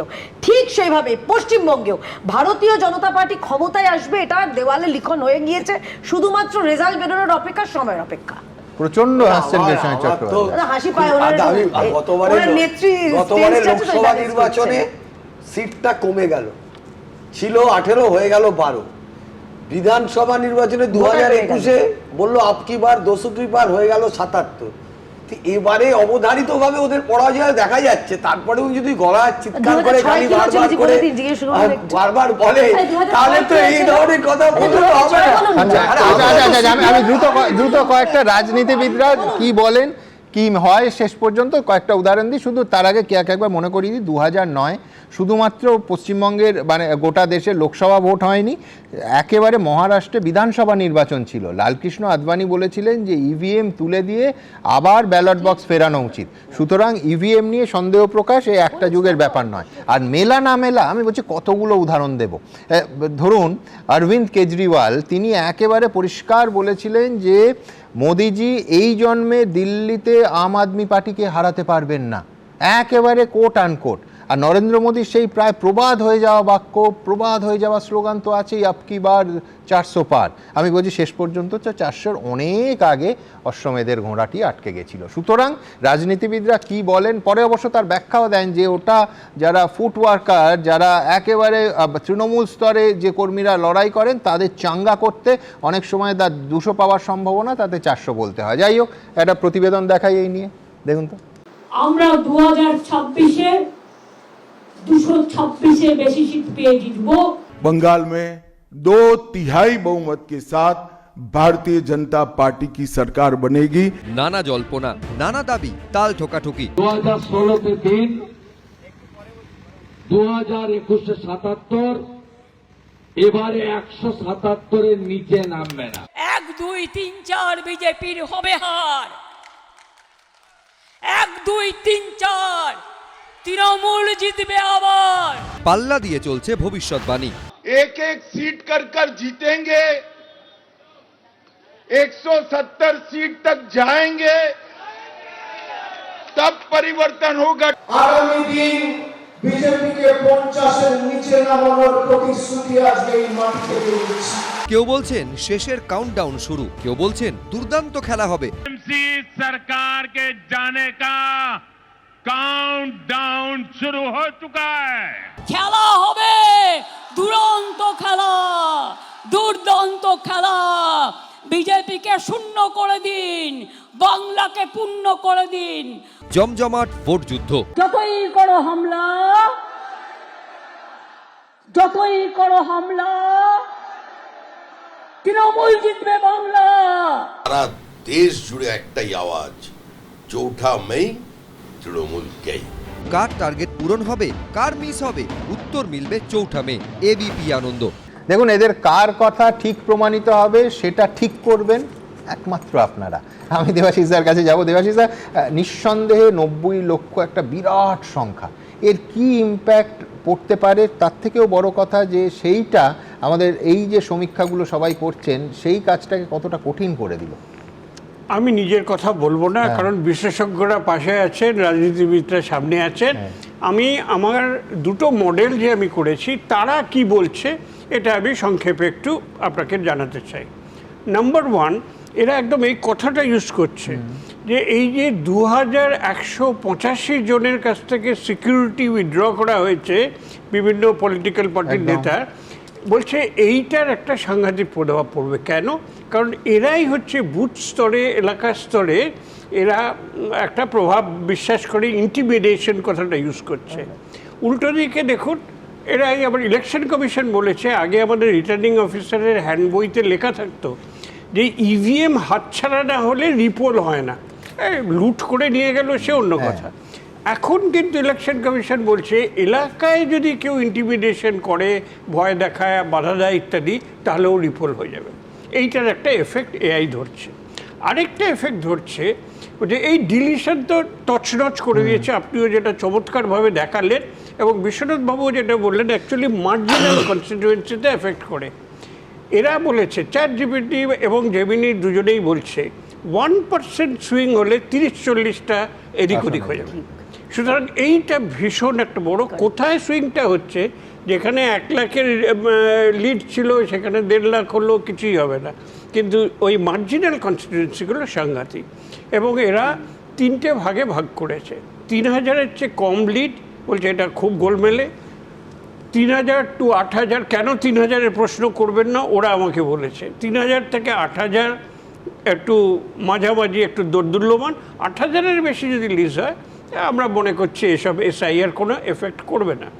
তাহলে যে যে কনস্টিটিউয়েন্সিতে 0 to 8000 অবধি মার্জিনের তফাৎ, এনারা মনে করছেন, মডেল মনে করছে যে this is going to be very critical. একদম। আমি দ্রুত একবার আজকের দিনের অন্যতম বড় খবর, তার কারণ মোথাবাড়ি নিয়ে আপনারা জানেন দীর্ঘ আলোচনা আমরা করেছি গত পরশু, গতকাল, আজকে প্রায় 2 দিনের মাথায় সেই অর্ডারটা বেরিয়েছে, এবং সেই অর্ডারটা যথেষ্ট তাৎপর্যপূর্ণ। তার কারণ সংবিধানের 142 নম্বর ধারা আবার প্রযুক্ত হলো। অর্ডারে স্পষ্টভাবে এনআইএকে কেন মাননীয় বিচারপতিরা, মাননীয় সুপ্রিম কোর্ট নিয়োগ করছেন এই তদন্তে, সেটা স্পষ্ট করে দিলেন। আমি পরের প্রতিবেদনটা এই কারণে দেখাচ্ছি, কিন্তু তারপর আবার এই সার্বিক আলোচনায় ফিরবো। এবং আমি বলছি যে ব্যক্তিগতভাবে খুব ভালো লাগছে, তার কারণ দেখুন, গণতন্ত্র তো এটাই। আমি এআইতে বিশ্বাস করি না, দেবাশিস দা প্রবল বিশ্বাস করেন, শুভময় দা বিশ্বাস করেন না, আবার বিশ্বনাথ চক্রবর্তী, বিশ্বনাথ দা একেবারে দুটোর মাঝারি একটা ভিউ আছে।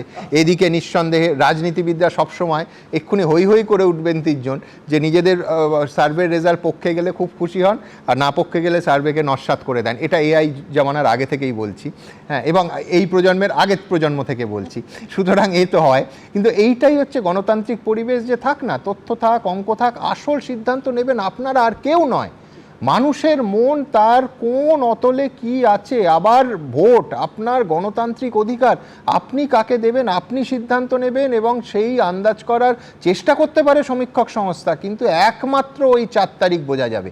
বারবার বলছি, কিন্তু গণতন্ত্রের পরিসর এই আলোচনাটার একটা ভীষণ সুযোগ দেন, আমরা সেই জন্য গর্বিত। আর এবার দেখাবো Mothabari. Court, take care of my children. Take care of my children if something happens to me. গত বুধবার অর্থাৎ 1 এপ্রিল মালদার মোথাবাড়িতে এমনই বিভীষিকার মুখোমুখি হতে হয়েছিল বিচারকদের। এই ঘটনায় ইতিমধ্যেই শতপ্রণোদিত হয়ে মামলা রুজু করেছে সুপ্রিম কোর্ট। সোমবারই সেই মামলার শুনানি ছিল, যেখানে রায়ের কপিতে সুপ্রিম কোর্ট বলেছে 2 এপ্রিলের অর্ডার অনুযায়ী জাতীয় নির্বাচন কমিশন তদন্তের দায়িত্ব এনআইএর হাতে তুলে দিয়েছে। এনআইএ একটা প্রাথমিক অনুসন্ধান রিপোর্ট মুখবন্ধ খামে আদালতের কাছে জমা দিয়েছে। সেই রিপোর্ট অনুযায়ী জানা যাচ্ছে মোথাবাড়ি থানায় 7টি, কালিয়াচক থানায় 5টি, অর্থাৎ মোট 12টি এফআইআর দায়ের হয়। যেহেতু স্থানীয় পুলিশের বিরুদ্ধে গুরুতর অভিযোগ রয়েছে, তাই এনআইএকে এই মামলার তদন্তভার গ্রহণের জন্য নির্দেশ দেওয়া হচ্ছে।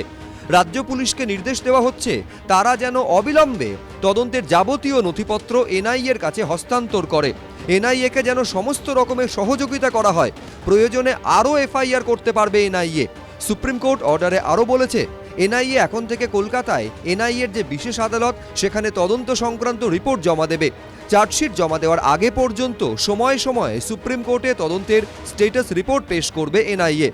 অর্থাৎ সুপ্রিম কোর্ট সরাসরি এই মামলার উপরে নজরদারি চালাবে।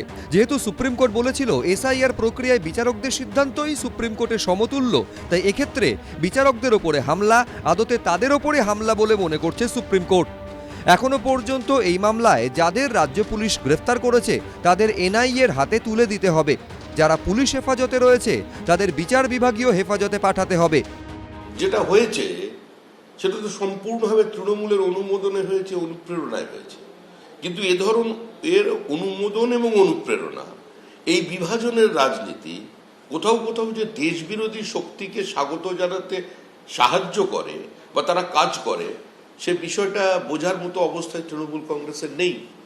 সেজন্য এই ঘটনাগুলো ঘটেছে। তবে অনেক তদন্ত তো হচ্ছে, অনেক সংস্থাকে কষ্ট করতে হচ্ছে। সরকারটা বদল হয়ে যাওয়ার পর এনআইএ, সিবিআই, ইডি এদেরও কাজকর্ম কমবে। আসাউদ্দিন ওয়েসির দল, হুমায়ুন কবিরের দল এবং আইএসএফ এরা যুগ্মভাবে সবাই মিলে একটা ঘোটালা করেছে, ওখানে একটা গন্ডগোল করেছে, দাঙ্গা বাঁধাবার চেষ্টা করেছে। মোথাবাড়ির ঘটনাতে এনআইএকে নিয়োগ করা হয়েছে, এনআইএ দেখবে। তারপর 4 তারিখে 4 মে ফলাফল বেরোনোর পর কি হবে পশ্চিমবঙ্গ নিয়ে, তখন মমতা বন্দ্যোপাধ্যায় ক্ষমতায় আসার পরে সুপ্রিম কোর্ট বলুন, ইলেকশন কমিশন বলুন, আর বিজেপি কেন্দ্রীয় শাসক দল, তাদের আর কি ইন্টারেস্ট থাকবে পশ্চিমবঙ্গ নিয়ে, সেটাও দেখার প্রশ্ন। 20 ফেব্রুয়ারি এসআইআর প্রক্রিয়ায় রাজ্যের বিচার বিভাগকে যুক্ত করেছিল সুপ্রিম কোর্ট। সেই সময়ই সুপ্রিম কোর্ট বলেছিল তারা সংবিধানের 142 নম্বর ধারায় তাদের হাতে যে সর্বোচ্চ ক্ষমতা রয়েছে সেটা প্রয়োগ করছে। 142 নম্বর ধারা অনুযায়ী সুপ্রিম কোর্ট ন্যায় বিচারের স্বার্থে যে নির্দেশিকা প্রয়োজন তা জারি করতে পারে। এই ধারায় দুবার প্রয়োগ করা হয়েছে। একবার 20 ফেব্রুয়ারি বিচার বিভাগকে এসআইআর এর দায়িত্ব দেওয়া হয়, আরেকবার 6 এপ্রিল মোথাবাড়ি কাণ্ডে এনআইএকে তদন্তভার দিয়ে এই ধারা প্রয়োগ করে নির্দেশিকা জারি করল সুপ্রিম কোর্ট। গত সোমবার সুপ্রিম কোর্টে মোথাবাড়ি মামলার শুনানিতে মুখ্য সচিব দুষ্মন্ত নারিয়ালাকে ভর্ৎসনা করে প্রধান বিচারপতি সূর্যকান্ত বলেন, আমরা কি এটা ধরে নেব যে রাজ্য রাজনীতি সচিব পর্যায়ে প্রবেশ করেছে? বিচারপতি জয়মাল্য বাগচি বলেন, কলকাতা হাইকোর্টের প্রধান বিচারপতির কাছে ক্ষমা চান। কলকাতা হাইকোর্ট যখন পুলিশ সুপারের সঙ্গে যোগাযোগ করছে তখন তিনি বলছেন যে আমি কি করব, এটাই জেলার পরিস্থিতি। সুপ্রিম কোর্টের হস্তক্ষেপে বড় দুর্ঘটনা এড়ানো গেছে, অত্যন্ত দুর্ভাগ্যজনক। সুপ্রিম কোর্টের অর্ডারের কপিতে উল্লেখ করা হয়েছে, শুনানির সময় মুখ্য সচিব ও রাজ্য পুলিশের ডিজি অনলাইনে উপস্থিত ছিলেন। তারা তাদের হলফনামা জমা দিয়েছেন। সুপ্রিম কোর্ট আশা করছে তারা তাদের নিজেদের দায়িত্ব সম্পর্কে সচেতন রয়েছেন। বিচারকরা যখন পণবন্দী ছিলেন তখন কি করা উচিত ছিল, আশা করি মুখ্য সচিব, ডিজিপি এখন তা বুঝতে পেরেছেন। যদিও এখনই এই আধিকারিকদের বিষয়ে কোনো পদক্ষেপ করছে না সুপ্রিম কোর্ট, তবে এই নির্দেশ দেওয়া হচ্ছে যে যতদিন না ট্রাইব্যুনালের কাজ শেষ হচ্ছে, মুখ্য সচিব, ডিজিপি ও পুলিশ প্রশাসন যেন কলকাতা হাইকোর্টের প্রধান বিচারপতিকে সর্বতোভাবে সাহায্য করেন। মোথাবাড়ির ঘটনায় অতিরিক্ত জেলাশাসককে জোড়া শোকজ করেছেন মালদার জেলাশাসক এবিপি আনন্দ। আমি বৈশ্বনাথদার কাছে যাব। বৈশ্বনাথদা, আজকে মুখ্যমন্ত্রী মঞ্চের ওপর থেকে বলেছেন যে ট্রাইব্যুনাল নিয়ে প্রশ্ন তুলে আবার কোর্টে যাবেন, একদম ঘোষণা করে দিয়েছেন।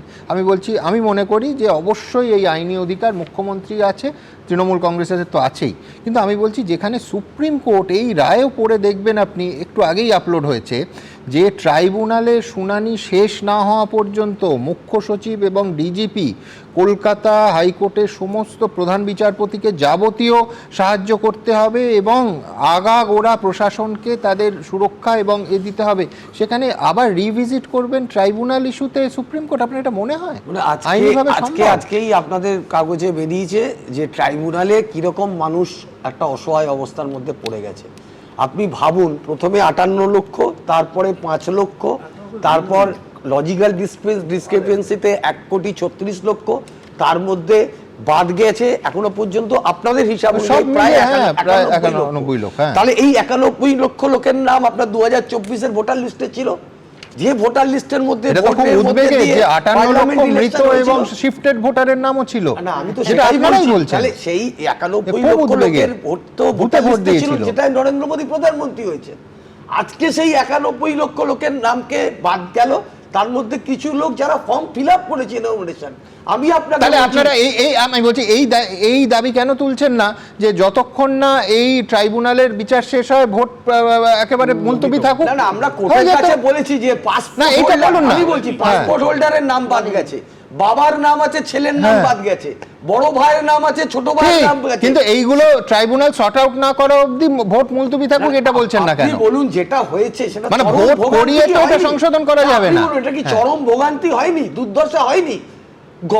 নাকে সিলিন্ডার দিয়ে আমি কি হ্যাঁ। মিথ্যে বলছি? আপনারই তো না, না, না, বিষয়টা ও, হচ্ছে- মিথ্যে বলার বিষয়টা প্রশ্ন নেই, করে কিন্তু নিয়ে গেছে। কেন দাবি করছেন না যে ট্রাইব্যুনাল কাজ শেষ করে বিষয়টা তারপর ভোট হবে? বিষয়টা-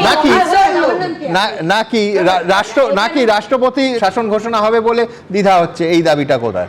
বিষয়টা হচ্ছে যে এই যে 91 লক্ষ যে সংখ্যাটা তৃণমূল বারবার বলছে, তার মধ্যে 58 লক্ষ যে মৃত shifted double entry SDD voter আছে, একবারও বলছে না। মমতা ব্যানার্জি খালি নরেন্দ্র মোদীর কথা বলছে না, মমতা ব্যানার্জি তো এদের জোরেই মুখ্যমন্ত্রী হয়েছিলেন। ভবানীপুরে যে 47,000 যে ডিলিটেড ভোটার্স, সেই 47,000-এর জেরে মমতা ব্যানার্জি মুখ্যমন্ত্রী হয়েছিলেন। তাহলে ওনাকে পদত্যাগ করতে বলুন সবার আগে। কি বলছো, দুজনেরই পদত্যাগ করা না, উচিত? আমি প্রথম, দ্বিতীয় কথা বলছি যে আমাদের স্পষ্ট দাবি, ভারতীয় জনতা পার্টির প্রথম দিন থেকে বলছি যে একজনও যোগ্য ভোটার বাদ যাবে না এবং আপনি বলুন এবার একজনও bona fide অযোগ্য voter ভোটার বাদ গেছে কি নেই? থাকবে না। এবার আপনারা আপনি বলুন, ঠিক করে দেবেন। bona fide দাঁড়ান, voter আমি এর বলছি, নাম bona বাদ fide গেছে এবার কিনা? এক সেকেন্ড। bona অসম্ভব fide আমি voter বলবেন না, এর এক নাম সেকেন্ড। বাদ গেছে, আপনি আমার জোর একটা করে বক্তব্য বলছেন হচ্ছে বাদ যায়নি। তৃণমূল ঠিক করে দেবে কে বোনাফাইড ভোটার। কি বাকি? এমন একটা এত পার্টি bona fide voter এর যে নাম বাদ পার্টি গেল। যে পার্টি একটা প্যাকেজ তৈরি করে দেয়, ভুয়ো আধার কার্ড, ভুয়ো ভোটার কার্ড, ভুয়ো এসব রেশন বাজে কার্ড। বাজে কথা এইখানে বলে লাভ ডক্টর হবে বিশ্বাসকে না। চেনেন না। এই তো আপনি হেরে, ছোট হেরে, নেতা যাবেন তাহলে। তার জন্য আপনি তো বিদায় ছোট হয়ে যাবেন। নেতা। এবার আর বিদায় ডক্টর হয়ে দেব যাবেন। বিশ্বাসকে বিদায় জিজ্ঞাসা হয়ে যাবেন করুন, আপনারা। তিনি বলবেন। আর পাসপোর্টের কথা বললেন, পাসপোর্টের আরেকটা নাম মনে পড়েছে, আব্দুল হাই, পশ্চিমবঙ্গ আরে পুলিশের পশ্চিমবঙ্গে- উনি পুলিশ, তিনি একটা ব্যবসা ফেদে বসেছিলেন, অন্যায়ভাবে নাম্বার দিয়েছেন, এটা স্বীকার করুন। জালি পাসপোর্ট শিল্প। নির্বাচন সেই কমিশনের পাসপোর্ট activity হোল্ডার যদি করছে। থাকে, আচ্ছা, তাদের নির্বাচন ক্ষেত্রে হবে না। এই নির্বাচন কমিশনের এত কথা হচ্ছে, এবার আপনাদের সামনে রাখবো একেবারে ড্রামাটিক সংলাপ। অন্তত ডেরেক ওব্রায়ান যা বলছেন, নাম বাদ নিয়ে নালিশ জানাতে গেছিলেন দিল্লিতে, তাকে বলা হয়েছে গেট লস্ট। নির্বাচন কমিশনের তরফ থেকে একেবারে স্পষ্ট করে জবাবও দেওয়া হলো যে অশোভন আচরণ করেছেন ওনারাই। একদম পাশাপাশি দেখাবো। वो तो क्रिमिनल है get lost that's what he said এটা পঞ্চায়েতের ভোট নয় যে ড্রেক ওব্রায়েন কথা বলবে আর নির্বাচন কমিশনার শুনবে। প্রথম দফার ভোট হতে আর সপ্তাহ দুয়েক বাকি, কিন্তু এখনো নির্বাচন কমিশন বনাম তৃণমূলের সংঘাত মেটার নাম নেই। এবার মুখ্য নির্বাচন কমিশনারের বিরুদ্ধে চাঞ্চল্যকর অভিযোগ করলেন তৃণমূলের রাজ্যসভার সাংসদ ডেরেক ওব্রায়েন। পশ্চিমবঙ্গে এসআইআর প্রক্রিয়ায় বিচারাধীন 60 লক্ষের মধ্যে অবৈধ চিহ্নিত করা হয়েছে 27,16,393 জনকে, অর্থাৎ 45% বেশি। এই আবহে বুধবার দিল্লির নির্বাচন সদনে গিয়ে মুখ্য নির্বাচন কমিশনার জ্ঞানেশ কুমারের সঙ্গে দেখা করে তৃণমূলের 4 জনের প্রতিনিধি দল। তাদের দাবি মাত্র 7 মিনিট বৈঠক চলে, তারপরই তাদের বেরিয়ে যেতে বলেন জ্ঞানেশ কুমার। আশপদ্দা ও কিছু বলছিল আর আমাদের বলেছে এখান থেকে গেট আউট, বেরিয়ে যাও এখান থেকে। তৃণমূল সূত্রে দাবি, বৈঠকের শুরুতে এদিন মমতা বন্দ্যোপাধ্যায়ের পাঠানো 9টি চিঠির প্রসঙ্গ উল্লেখ করেন ডেরেক ওব্রায়েন। নন্দীগ্রামে কমিশনের আধিকারিকদের সঙ্গে বিজেপি নেতাদের দেখা গেছে বলে অভিযোগ তুলে সেই সংক্রান্ত ছবিও জমা দেয় তৃণমূল। তৃণমূল সূত্রে দাবি, অফিসারদের বদলি করা নিয়েও প্রশ্ন তোলা হয় তাদের তরফে। শাসক দলের দাবি, সেই সময় মুখ্য নির্বাচন কমিশনার বলেন পশ্চিমবঙ্গে এবার অবাধ ও ভয়মুক্ত ভোট হবে। তৃণমূল সূত্রে দাবি, পাল্টা ডেরেক ওব্রায়েন মন্তব্য করেন সেটার তো লক্ষণ দেখা যাচ্ছে না। তিনি আরও বলেন, আপনি একমাত্র মুখ্য নির্বাচন কমিশনার যার বিরুদ্ধে সংসদে ইমপিচমেন্ট প্রস্তাব আনা হয়েছে। পাল্টা জ্ঞানেশ কুমার বলে ওঠেন, জোর গলায় কথা বলবেন না। এরপরই তপ্ত হয়ে ওঠে পরিস্থিতি। তৃণমূল সূত্রে খবর, তখনই তৃণমূলের প্রতিনিধি দলকে বেরিয়ে যেতে বলেন মুখ্য নির্বাচন commissioner. We told him that you are transferring these and putting these officials. How do you want to conduct a free and fair election? And then he said, "Nikal jao yahan se. Get lost. That's what he said." অন্যদিকে নির্বাচন commission সূত্রে দাবি, মুখ্য নির্বাচন commissioner Derek ওব্রায়েনকে কমিশনের অফিসের শিষ্টাচার মেনে চলতে বলেছিলেন। তিনি বলেন, চিৎকার, চেঁচামেচি এবং অশালীন আচরণ এখানে অনুচিত। মমতা বন্দ্যোপাধ্যায় বলবে আর নির্বাচন কমিশন শুনবে? ডেরেক ওব্রায়েন কি ভাবে নিজেকে? ও কি পঞ্চায়েতের ভোট ভেবেছেন নাকি, যে পঞ্চায়েতের ভোট মিউনিসিপ্যালিটি ভোট? তৃণমূলের প্রতিনিধি দল নির্বাচন কমিশন থেকে বেরিয়ে যাওয়ায় অত্যন্ত ইঙ্গিতপূর্ণভাবে নির্বাচন কমিশনের তরফে সোশ্যাল মিডিয়ায় পোস্ট করে লেখা হয়, কমিশন তৃণমূলকে স্পষ্ট জানিয়ে দিয়েছে, এবার পশ্চিমবঙ্গে অবশ্যই ভয়মুক্ত, হিংসামুক্ত, ভীতিমুক্ত, প্রলোভনমুক্ত এবং হানা, বুথ জ্যামিং ও সোর্স জ্যামিং ছাড়াই ভোট হবে। একই কায়দায় তৃণমূলের তরফে পাল্টা পোস্ট করে লেখা হয়, নির্বাচন কমিশনকে তৃণমূলের স্পষ্ট বার্তা, কমিশনকে অবশ্যই দিল্লির নিয়ন্ত্রণ থেকে, রাজনৈতিক প্রভাব থেকে মুক্ত হতে হবে, বেছে বেছে টার্গেট করা দ্বিচারিতা বন্ধ করতে হবে। নির্বাচন কমিশনে ওরা প্রত্যেকবার গিয়ে কিছু না কিছু একটা হাঙ্গামা করে, ওদের কাজই হচ্ছে তাই, কারণ ওদের কাছে কোনো যুক্তি থাকে না, তথ্য থাকে না, প্রমাণ থাকে না, এমনি চলে গেছে। বলছে যারা বাংলাদেশ থেকে এসে মুসলিম অনুপ্রবেশকারী তাদেরও নাম তুলতে হবে। কিভাবে তুলবে? সম্ভব নাকি নির্বাচন কমিশন? বিজেপি কর্মী সমর্থকদের বিরুদ্ধে হিংসায় ইন্ধন দেওয়ার অভিযোগ তুলে মমতা বন্দ্যোপাধ্যায়ের পর এবার অভিষেক বন্দ্যোপাধ্যায়ের প্রচারের ওপরও নিষেধাজ্ঞার আবেদন করে নির্বাচন কমিশনে চিঠি দিল বিজেপি। বিজেন্দ্র সিংহ, রুমা পাল ও মুন্না আগরওয়ালের রিপোর্ট, এবিপি আনন্দ। আশেপাশে হিজিবিজি, আঁকে কত অঙ্ক, ফাটাকাট, ফুটোকাট, হিসাব অসংখ্য। ভোট এলেই রাজনীতির লোকজনেরা বুঝলেন একেবারে সুকুমার রায়ের ওই কাঠবুড়োর মতো অঙ্ক নিয়ে বসে পড়েন। এবারও চারপাশে ওই অঙ্ক নিয়ে যত ধুন্ধুমার। এতক্ষণ এই আলোচনাতেও তার আঁচ আপনারা নিশ্চয়ই পেয়ে গেছেন। এখন কে অঙ্কে 100 পাবে আর কে শীর্ষেন্দু মুখোপাধ্যায়ের ওই বুড়ুনের মতো 13 পাবে, সে তো বোঝা যাবে সেই 4 মে। তার আগে এই দড়ি টানাটানি নিয়ে অ্যানিমেশনের রসিকতার জন্য আবার অঙ্কের কেস দেবেন না প্লিজ। দেখুন, কেস দেবেন না প্লিজ।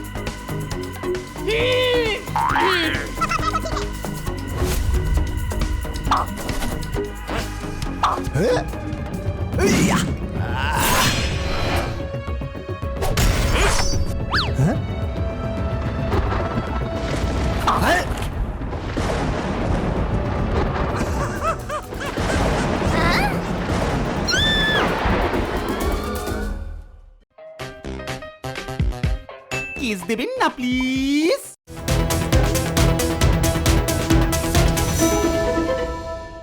এবিপি আনন্দ, এগিয়ে থাকে, এগিয়ে রাখে।